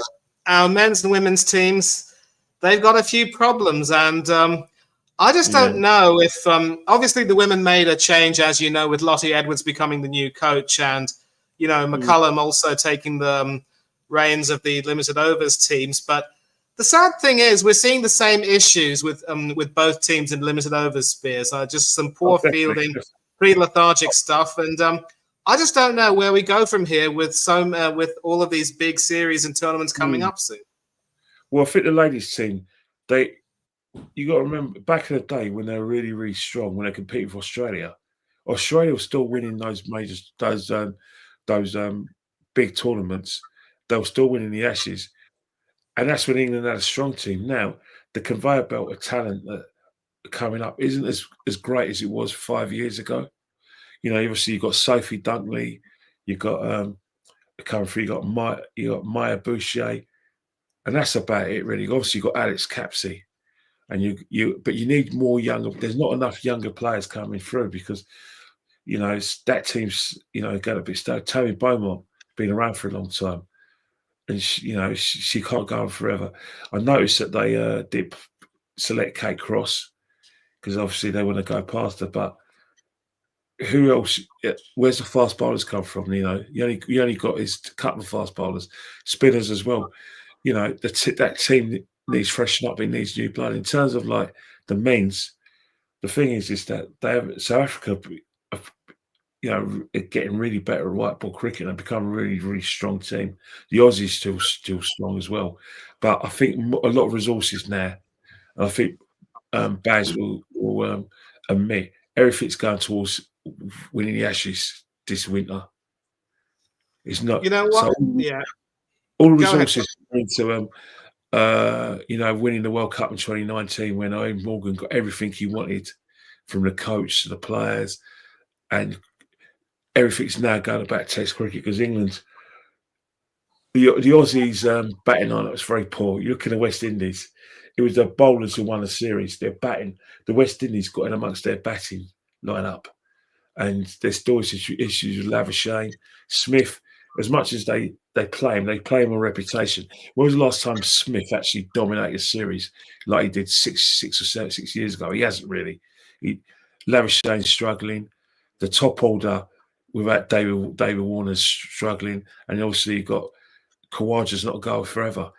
England could do something, but again, can England play their form of brand of cricket in Australian conditions? I doubt it. Exactly. And, obviously the squad was named. There are some doubts about whether or not Chris Wokes will go. I really don't think he will. That shoulder dislocation. You can't take medium pacers to Australia. No. You've got to take fast bowlers. He shouldn't have been near Australia. As much as he doesn't let England down, he's not gonna get wickets in Australia. No, it's not gonna happen for him. I remember 2017 when they took the Curran brothers out there. What for? They're not for. What are you getting them out there for? You need bowlers who can bowl between 86 and the mid 90s to Australia. If not, don't bother taking them. Absolutely. Is Atkinson, Archer, Wood, and maybe Ollie Stone. All the rest of the bowlers who, if you can't bowl anything farther than 86, stay at home. Seriously. Yeah. And especially since you mentioned, we're not going to be playing at the WACA anymore. It's the Optus Stadium in Perth. But even though, that's still a fast track, though. It's still a fast track. Yeah. Still quite fast. Shoaib Bashir, even though there's bad wickets in Australia, don't even take him. Don't even bother taking him. He offers nothing. He will offer nothing in Australian conditions. So maybe Tom Hartley, Ryan Ahmed, a few others. I'll take them instead. Yeah, but I won't be taking. So I think the batsmen pick themselves really. You got to take Duckett because the pitches will be faster. With the exception of probably Melbourne would be a bit slower, but Brisbane will be a fastest deck. I know. The Optus would be fast, and hard pitches will suit him. And Crawley, they bat well together. Crawley's never going to get average 40. The best he'll average in Test cricket is 35. He's on 31 at the moment. So I would take them, and then obviously Smith is a godsend as a wicketkeeper. You've got to got to make sure keep him fit. The biggest worry for me is Ben Stokes' fitness. And in addition, and just briefly, Nipper, I'm sorry. Well, no, Ben Stokes. He's getting on. What was the question, Nipper? Ben Stokes, he's getting on a bit, isn't he? He's getting on a bit and also getting a little to injured too often for our liking. And the worst part is, and Kenny will agree with me on this, that when we had the England-India series, Stokes was bringing himself on to bowl far too many times. And all it was doing was, just putting more and more of a toll on his body. which is why, I think Kenny might agree. Yeah. Stokes' batting isn't as good. So he's contributing more with the ball because he's not contributing much with the bat. And yeah, that innings at Old Trafford, I think, probably cost us the series. We can talk about that in depth a little bit later. But just briefly, though, I mean, on Crawley, I don't know if you've been watching these recent podcasts, but there's a really interesting one on TalkSport, I think, where obviously Bumble Lloyd and Jared Kimber have a podcast series going on TalkSport.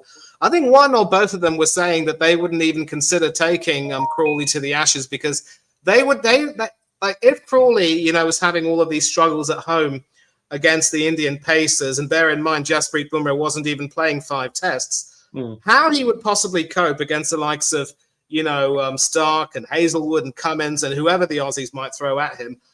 I shudder to think what will happen to the poor bloke. The thing about it is that the Aussies won't let us hear the end of it. You have to take him to the Aussies because the problem is that the way if you try to remember last year when they took who's the guy from Nottingham and Manchester, was it Hussein or so? A young opener. He's too defensive. Him and Rory Burns struggled in the last session. Let's get back to the Premier League predictions now. Manny, we are now at West Ham versus Crystal Palace. Who wants to go first?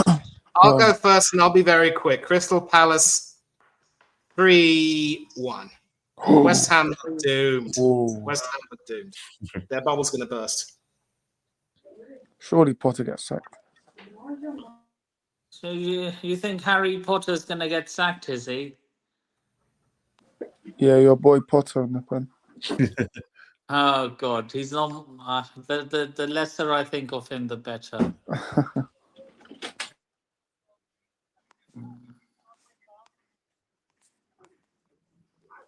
Right. Who wants to go next? Yeah, West Ham are shambles, mate. But the thing is, with West Ham, is that on their day they could beat anyone. But Crystal Palace, they've drawn a lot of games. I wouldn't be surprised if I'm going to go 2-2 because I do think Crystal Palace they don't tend to put teams away and they don't score enough for me. So I'm going 2-2. I'm going to go 1-1.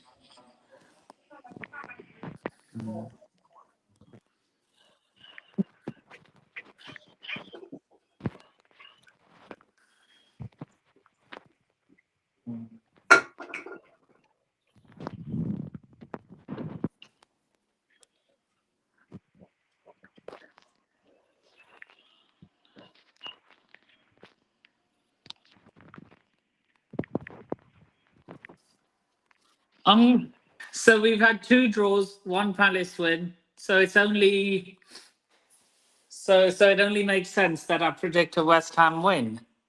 2-1 West Ham. Well, what's the next fixture? Wolves versus Leeds. 6-pointer, isn't it? Wolves don't score many goals. Leeds don't score much either. Wolves have lost every game, haven't they?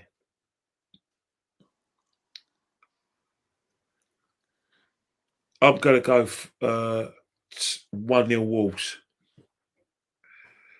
1-0 to the Wolves.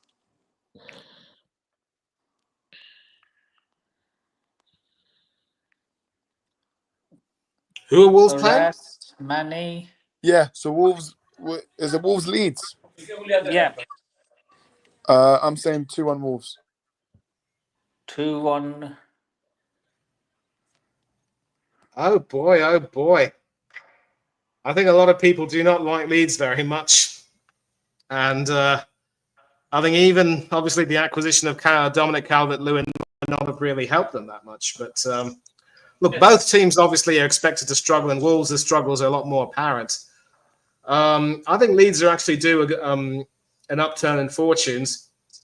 I think Leeds might just edge this 2-1. 2-1 leads.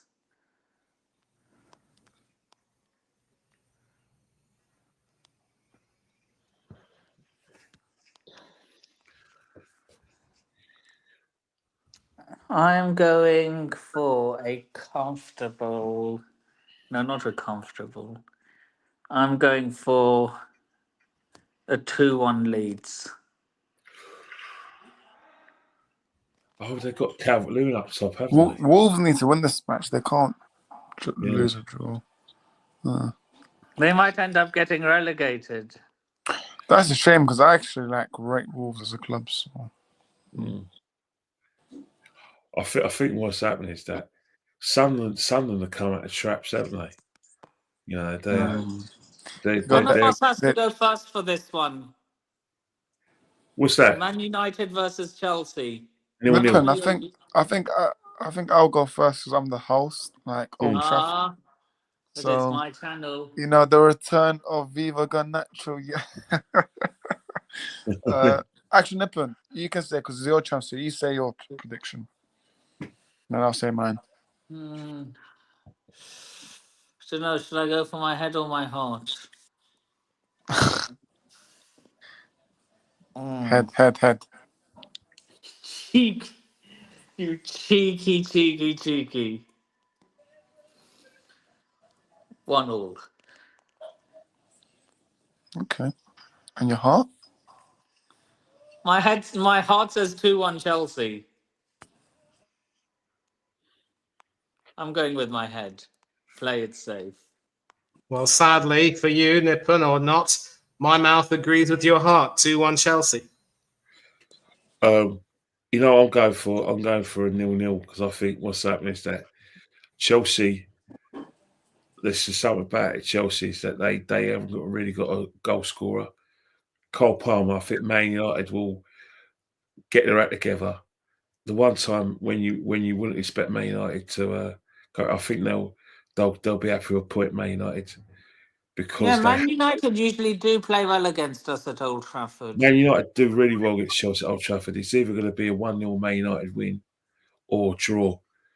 It's the results over the years have been draws, isn't it? 1-1. I think it was a draw last year. I think it was a draw the year before. Oh, I think Chelsea. No, actually, Even when we had our better managers like Tuchel and Mourinho, well, it's never been an easy place for us to go to. I'm going at 75,000 at Old Trafford. I'm going for a 1-0 Man United. I've changed my mind. I think Man United will win 1-0, but it won't be pretty. Chelsea will have their chances, but Chelsea, the things I saw yesterday against Brentford, I didn't like. So, Orest, what are we saying? I'm saying 2-1 United. Look, we need to get our act together. Obviously, like Kenny said, 75,000 fans. If we're not up for this match, then I don't know, because we usually turn up for these occasions against Chelsea. So yeah, I'm going to. And it would be a different story if it was at the Bridge. In fact, if it was at the Bridge, I'd probably predict a win. Yeah, I'm going 2-1 United, but it wouldn't surprise me if it's 1-1 or something like that. I'm sure it would surprise you if we won, though, Orest. Well, if you won, then the next morning we sacked Armram, I wouldn't be surprised. So, because I'm telling you, if we don't get a result decided, then it'll be carnage Old Trafford. There'll be riots, no doubt. That's what happens when you buy too many you play too many number 10s this size and buy number 10s. You don't buy a number 6. Man United desperately need of a number 6.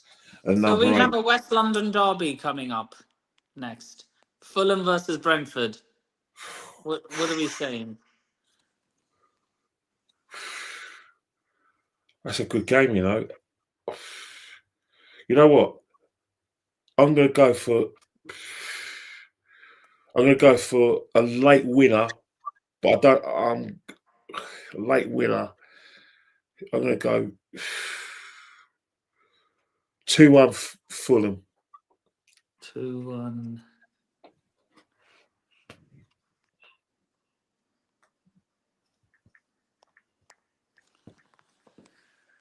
Okay. Who wants to go next? I think if there's any team that's going to get a late winner, it might be Brentford. They got a late equaliser against Chelsea. And Fulham, you know, they're a strange team. Obviously, we know that they will give it as good as they get against the bigger teams, but against teams that they're expected to beat, they will struggle. And I just don't know if they're really hitting the ground running as such. And I think Brentford, you know, ever since people have predicted that they will go down, I think they're proving some amazing. They got points to prove. They're playing with a lot of heart and spirit, and that. I'm sorry to say this, Nippon, but that point they got against you lot yesterday was just about what was definitely what they deserved. They deserved that, and you got to admit that. And there are still some people who are criticising Jordan Henderson, saying he should never have come back to the Premiership. He shouldn't continue to be picked for England. But clearly, and I think maybe Kenny can offer his opinion on this, Tuchel likes him and the leadership he adds to the team. And I think Henderson still feels as though he can contribute a great deal, and clearly he's doing a job for Keith Andrews' side. So, you know, you've got to give him his flowers, one would say, right? You have to be pleased. So who you got to win? Brentford, right? Yeah, Brentford to beat Fulham 2-1. And Kenny, please continue, sir. Now, what I'm trying to say about, you know, they lost Norgard, Brentford as well, so they've lost his experience. Obviously, Henderson's coming. Plus, they've lost a couple of good players. You know, they lost 39 goals. You know, with Ramos at Man United and Wizards at Newcastle, big losses, man, out that side. And they're basically relying on Schneider and Thiago to get the goals, and that's where I've probably gone for Fulham. But yeah, they'll be all right, Brentford. There's still a good team there, but I don't know. Fulham are one of those teams where they're so hard to beat at Craven Cottage. They just seem to at their ground they just make it look like a stranglehold. You know what I mean? I've been away games there the last few years, and it's been bloody hard to beat them. So hard. Yeah. Last They're season, a bogey team of ours, mind you. Of sorts. And when they beat us 2-1 just on New Year's Eve, they played probably their best performance I've seen from a team against us for a while. Yeah, but about Henderson, I mean, obviously he's been a good signing, right? Arrest, what are we saying? I'm gonna go. It's a big game, man. I'm gonna go 2-2. 2-2.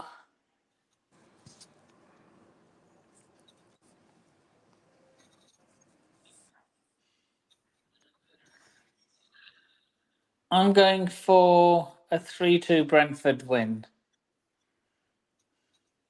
So, Nippon agrees with me on the win, just not on the scoreline. But,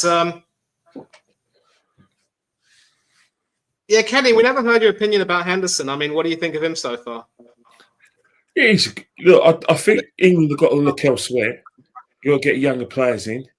Well, I think Brentford, they desperately need another head there. They lost a lot of experience, a lot of good players. You know, on the pitch, they need a good influence. And it helps Keith Andrews get his tactics, down the field, because one thing about Henderson, he retains information and he encourages players.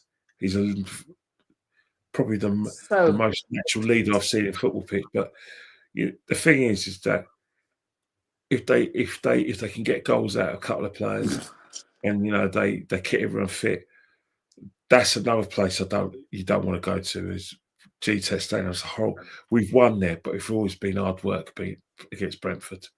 They've always given us half games. Yeah, but we do have a good record there, a better record there than Manchester United do. Sorry, Oris. Yeah, no, yeah, definitely. But it's I'll tell you one thing, it's hard. It's hard work playing against them.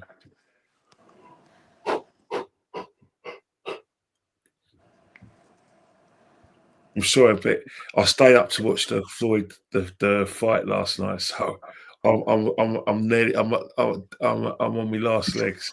Sorry about that. Yeah, so So Nippon, let's wind it up, shall we? yeah, we have 3 games left, Mm. and then we shut up shop from there. Sunderland versus Aston Villa. What are we saying? Oh, Xhaka versus Emery. Oi. Emery. Oh, that's Xhaka versus Emery versus Martinez. and Villa are yet to score this season. Wait, Villa. Wait, what? Say that again. Yeah, Villa are yet to score this season. They haven't scored. Villa haven't scored a goal this season. Yeah, What? Manny, mate, what's going on? Good evening. Oh Now my listen, God. look. I think the team obviously looks a little bit stale, and look, they've made some good purchases in the transfer market, obviously, quite recently. But I think Unai just sort of has this sort of thing where he doesn't really like integrating his new signings unless he really trusts them to do the job the way he sees them in training. Because, let's not forget, Daniel Marlin was an Arsenal youth player too, an ex-teammate of the likes of Nketiah, Reece Nelson, and also Josh Da Silva, who left and I think was at Brentford not too long ago. But then Marlon obviously went back to the Netherlands. When he would come on, he'd normally, provide a really good shot and a good injection of pace. But he hasn't been getting enough minutes. And I think it's now at a stage where I think quite 1 or 2 players are starting to distrust him. Obviously, the PSI issues didn't really help them, over the end of the season when they just missed out on the Champions League and they were forced into selling, Jacob Ramsey and a few others. I'd like to think that they will recover, but the worrying thing is they're going to a Sunderland side whose home form actually will be key to keeping them up, and they look very well organised under Régis Lebris. And, of course, Xhaka's playing a big role in that. There's a part of me that would like to think that Aston Villa will break their scoring, Doug, but as far as winning at the Stadium of Light is concerned, I don't know if I can see that happening. I can possibly predict a 1-1 draw, but that's really as good as it will get, and that will make it more worrying for Emery in a way. So I might have missed your score prediction, Kenny. No, but I think my score prediction is that for some reason there's something perverse about this season. Like the fact I could just see Villa. Don't be surprised if Villa win this 3-0. It's football so weird. Yeah, they don't look like they got rid of their creative players, but they still got McGinn.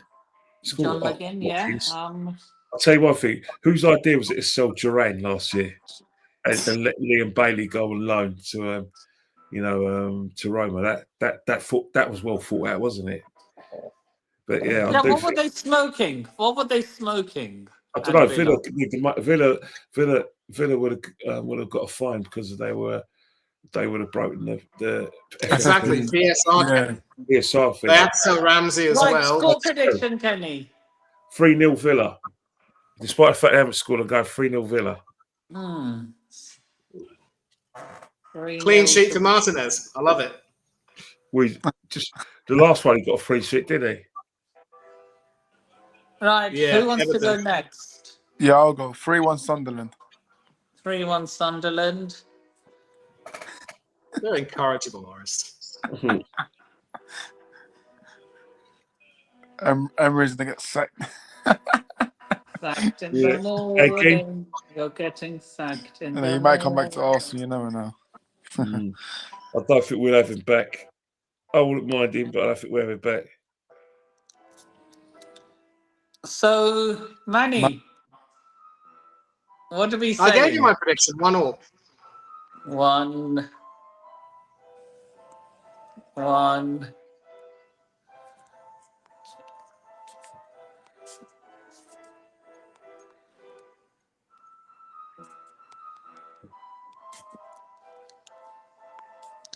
I'm going for a 4-2 Sunderland win.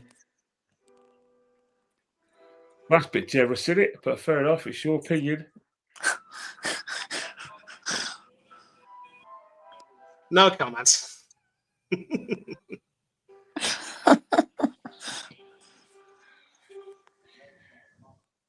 Bournemouth versus Newcastle. Who wants to go first? Oh my Ooh. God, what a game! You know what? First of all, I want to show my appreciation to Iriola, man. Like he's done a fantastic job after losing like Khoisun, like Kirkes, many players, and he's still done a fantastic job. So, and he's also going to get a fantastic result, and that's going to be a 2-0 win for Bournemouth. Mm. Okay, 2-0. I agree with arrest. Yeah. Bournemouth are just out of traps this season. Semenyo's playing really, really well, isn't he? Scoring goals. Evan Nilsson's a handful. Newcastle still need to get this shit together. I think they're going to miss Gordon. This is last game before his suspension, isn't it? And then he'll be all right. He'll be fit to play Arsenal. Typical in it. Voldemada, still needs to get a clemency away playing this country, and obviously Wizza, he's still not right, is he? Because he didn't have really a pre-season. Bournemouth. I'm going to go 1-0 Bournemouth. I just think Bournemouth are just too strong at the moment. They've had a good start. Newcastle got better players, but just gelling as a team, I think it's a good time to play Newcastle. Kenny, what are we saying? 1-0 Bournemouth. Sorry, Manny. I'm going to disagree with the both of you, and I could see this one ending in a draw. I think, people say that Walter Mata does need to get to grips with the league, but he has made a pretty decent start. And let's also not forget that with his height and a somewhat, greener Bournemouth back four with the losses of Khoisun, Kirkes and Zabani, they're going to have a lot to deal with. And I don't know if Adam Smith is still fit or if Araujo is able to return from suspension, but they do have some issues. And I see Newcastle exploiting them, but Bournemouth obviously will have some attacking power themselves. I can see this ending in a draw. I predict 2-2. 2-2. Okay.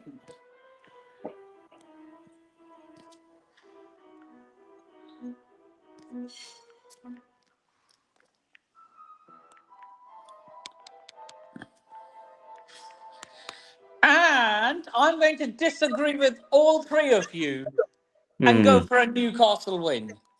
Fair enough. Eddie Howe at his former stomping ground. 2-1 Newcastle. Oh, fair enough. Now,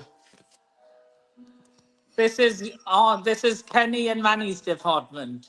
Arsenal versus Man City. Which one of you will go first? Manny, you first. Oh boy, you put me on the spot here, haven't you? I've got no choice. I had no choice.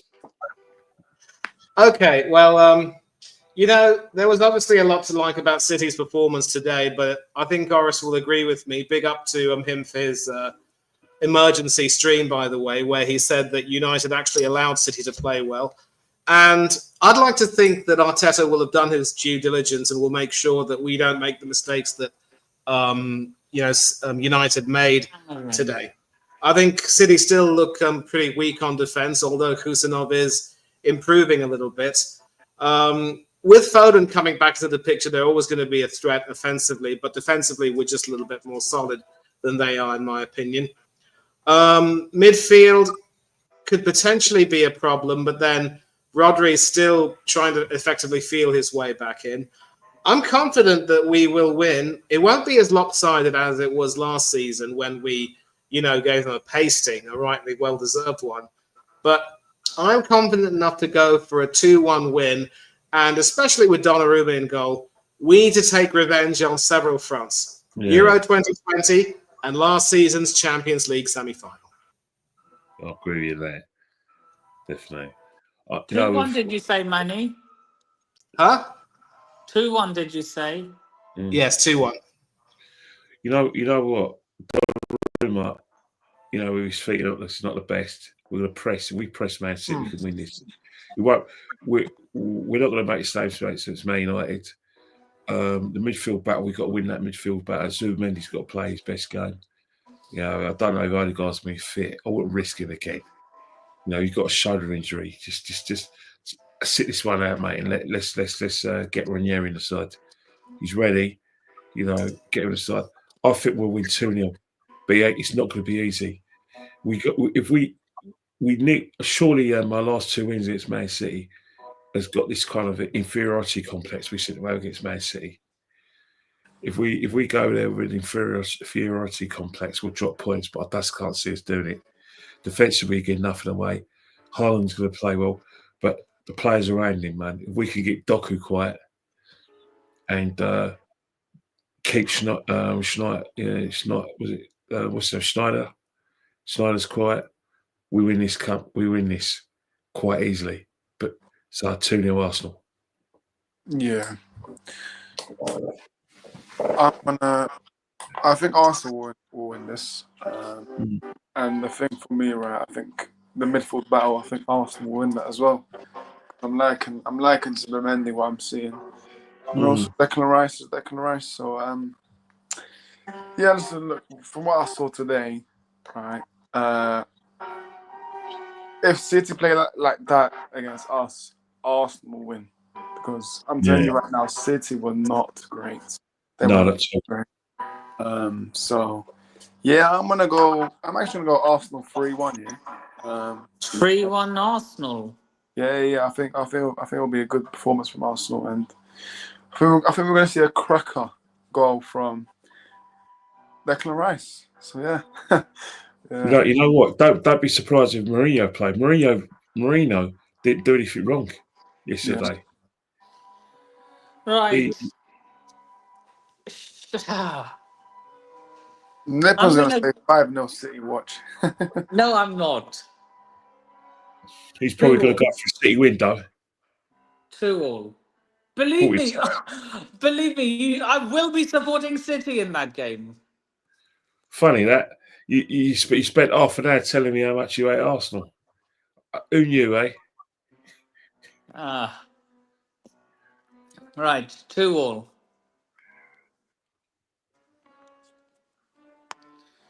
Right, so that is all the results done for this week. So, before we wrap up, I would like to thank all three of you for coming on.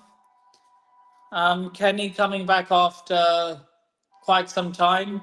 Well, all three of you are coming back after quite some time, actually. I don't remember the last time I had Orest or Manny on my streams either. So, before we wrap up, Kenny, anyway. where can people find you? You find me at Ken 1972. I know where you found me. It's just you know where he finds me. I'll come out of the Stamford Bridge after a game, and out of nowhere, you just appeared like you know, one of the magician out of like the I don't know, like you're like Magic Key. I said, bloody hell, Brad Nickman. One minute I'm talking to Francis, and she showed me around the hotel. Next minute, you're outside waiting for me. So I think I'll see you in the flesh on the 29th of November. Is it at the Bridge or the Emirates? The first. The Bridge. Okay. Yeah, you come to the Emirates as well. I've seen you both grounds. Well, I was at the Emirates once to meet Del Boy and a Brighton supporter. Yeah, no, I was there when you came when you asked me how I was after Brighton's thrashed 3-0. I do remember. How do you think I was there to meet Del Boy from Del Boy Gunner TV, and that's after we lost, and you asked me how I was, and I went, how do you think I am?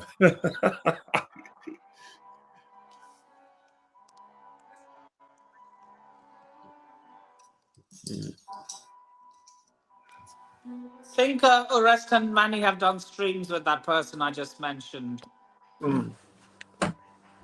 Yeah. Obviously we know Del Boy, but the Brighton fan, Luke might have been his name, I think. Yeah. No, that's not her name. Oh, so no. Yeah, I've seen it now. Yeah. Hey, Manny, Orest, keep in touch. I'm gonna have to love you and leave you because No, no worries, man. Big up to you. Yeah. Go and sleep. Go and sleep. Go and sleep. Catch you Thanks, soon. Let's Sophie. I arrange appreciate a it, boys. preview for Chelsea Arsenal, Kenny and Manny. Don't worry. Keep me touch. Yeah, big up to you, man. Yeah, Right. definitely. Big up, man. So, Manny, where can people find you? Well, you can find me on this fella's channel, the one who's below me. We probably won't have a review stream tomorrow, but I think we will have a preview stream next Friday. I think that was the decision he made. Also, catch me on 2 of Mr. B's channels, where we discuss football and cricket. And thanks a lot for having me back on NS Sports TV, Nippon. Been a while, definitely. I think last season before the end might have been the last time I was here. And yeah, I'm going to have to love you and leave you as well because it's close to 3 o'clock in my neck of the woods. I've got to go to sleep. I'll catch you all soon. And enjoy the upcoming week, boys.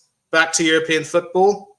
Should be fun. Woohoo! Sorry. I wonder who United are playing. Champions. Big up, Manny. Big up. So, Arrest, where can people find you? They can find me crying after every single United performance in a little corner. No. Yeah, on YouTube or Oscars Football, where I mainly do previews, reviews. Oh, yeah, game week previews, reviews. I did a match reaction straight after the City game, which went. It was all right. I bet you were fuming. Listen, I've like my emotions for United is like I've gone past now. I don't scream. You've gone past caring, basically. I just don't scream or shout anymore. Like I'm just used to like you losing and nipping. Like it's come this low. Like, but anyways, yeah, and yeah, you can find me on NS Sports TV on here occasionally. And yeah, it's been a while actually. I can't remember the last time I've been here, but yeah, glad to be back. And yeah, big up to Manny and King Manny as well. Hopefully, you can manage to get Mr. Lee Gunner himself. Hopefully, one day I'll get him on this channel. Yeah, what phase I've you been in? on his channel quite a few times. Then what phase you in? What phase you in, mate? Big up, Lee Gunner. And you can find me on NS Sports TV, the British lifestyle blogger. My Twitter, my X, formerly known as Twitter, is the Nipun Sharma. And you can find me on Instagram at Nipun with 4 I's and 3 U's and at Nipun Reviews Lifestyle. I might be back tomorrow evening for another stream, so keep your eyes peeled for that. And with that being said, I shall see you all in the next video. Peace. Big up.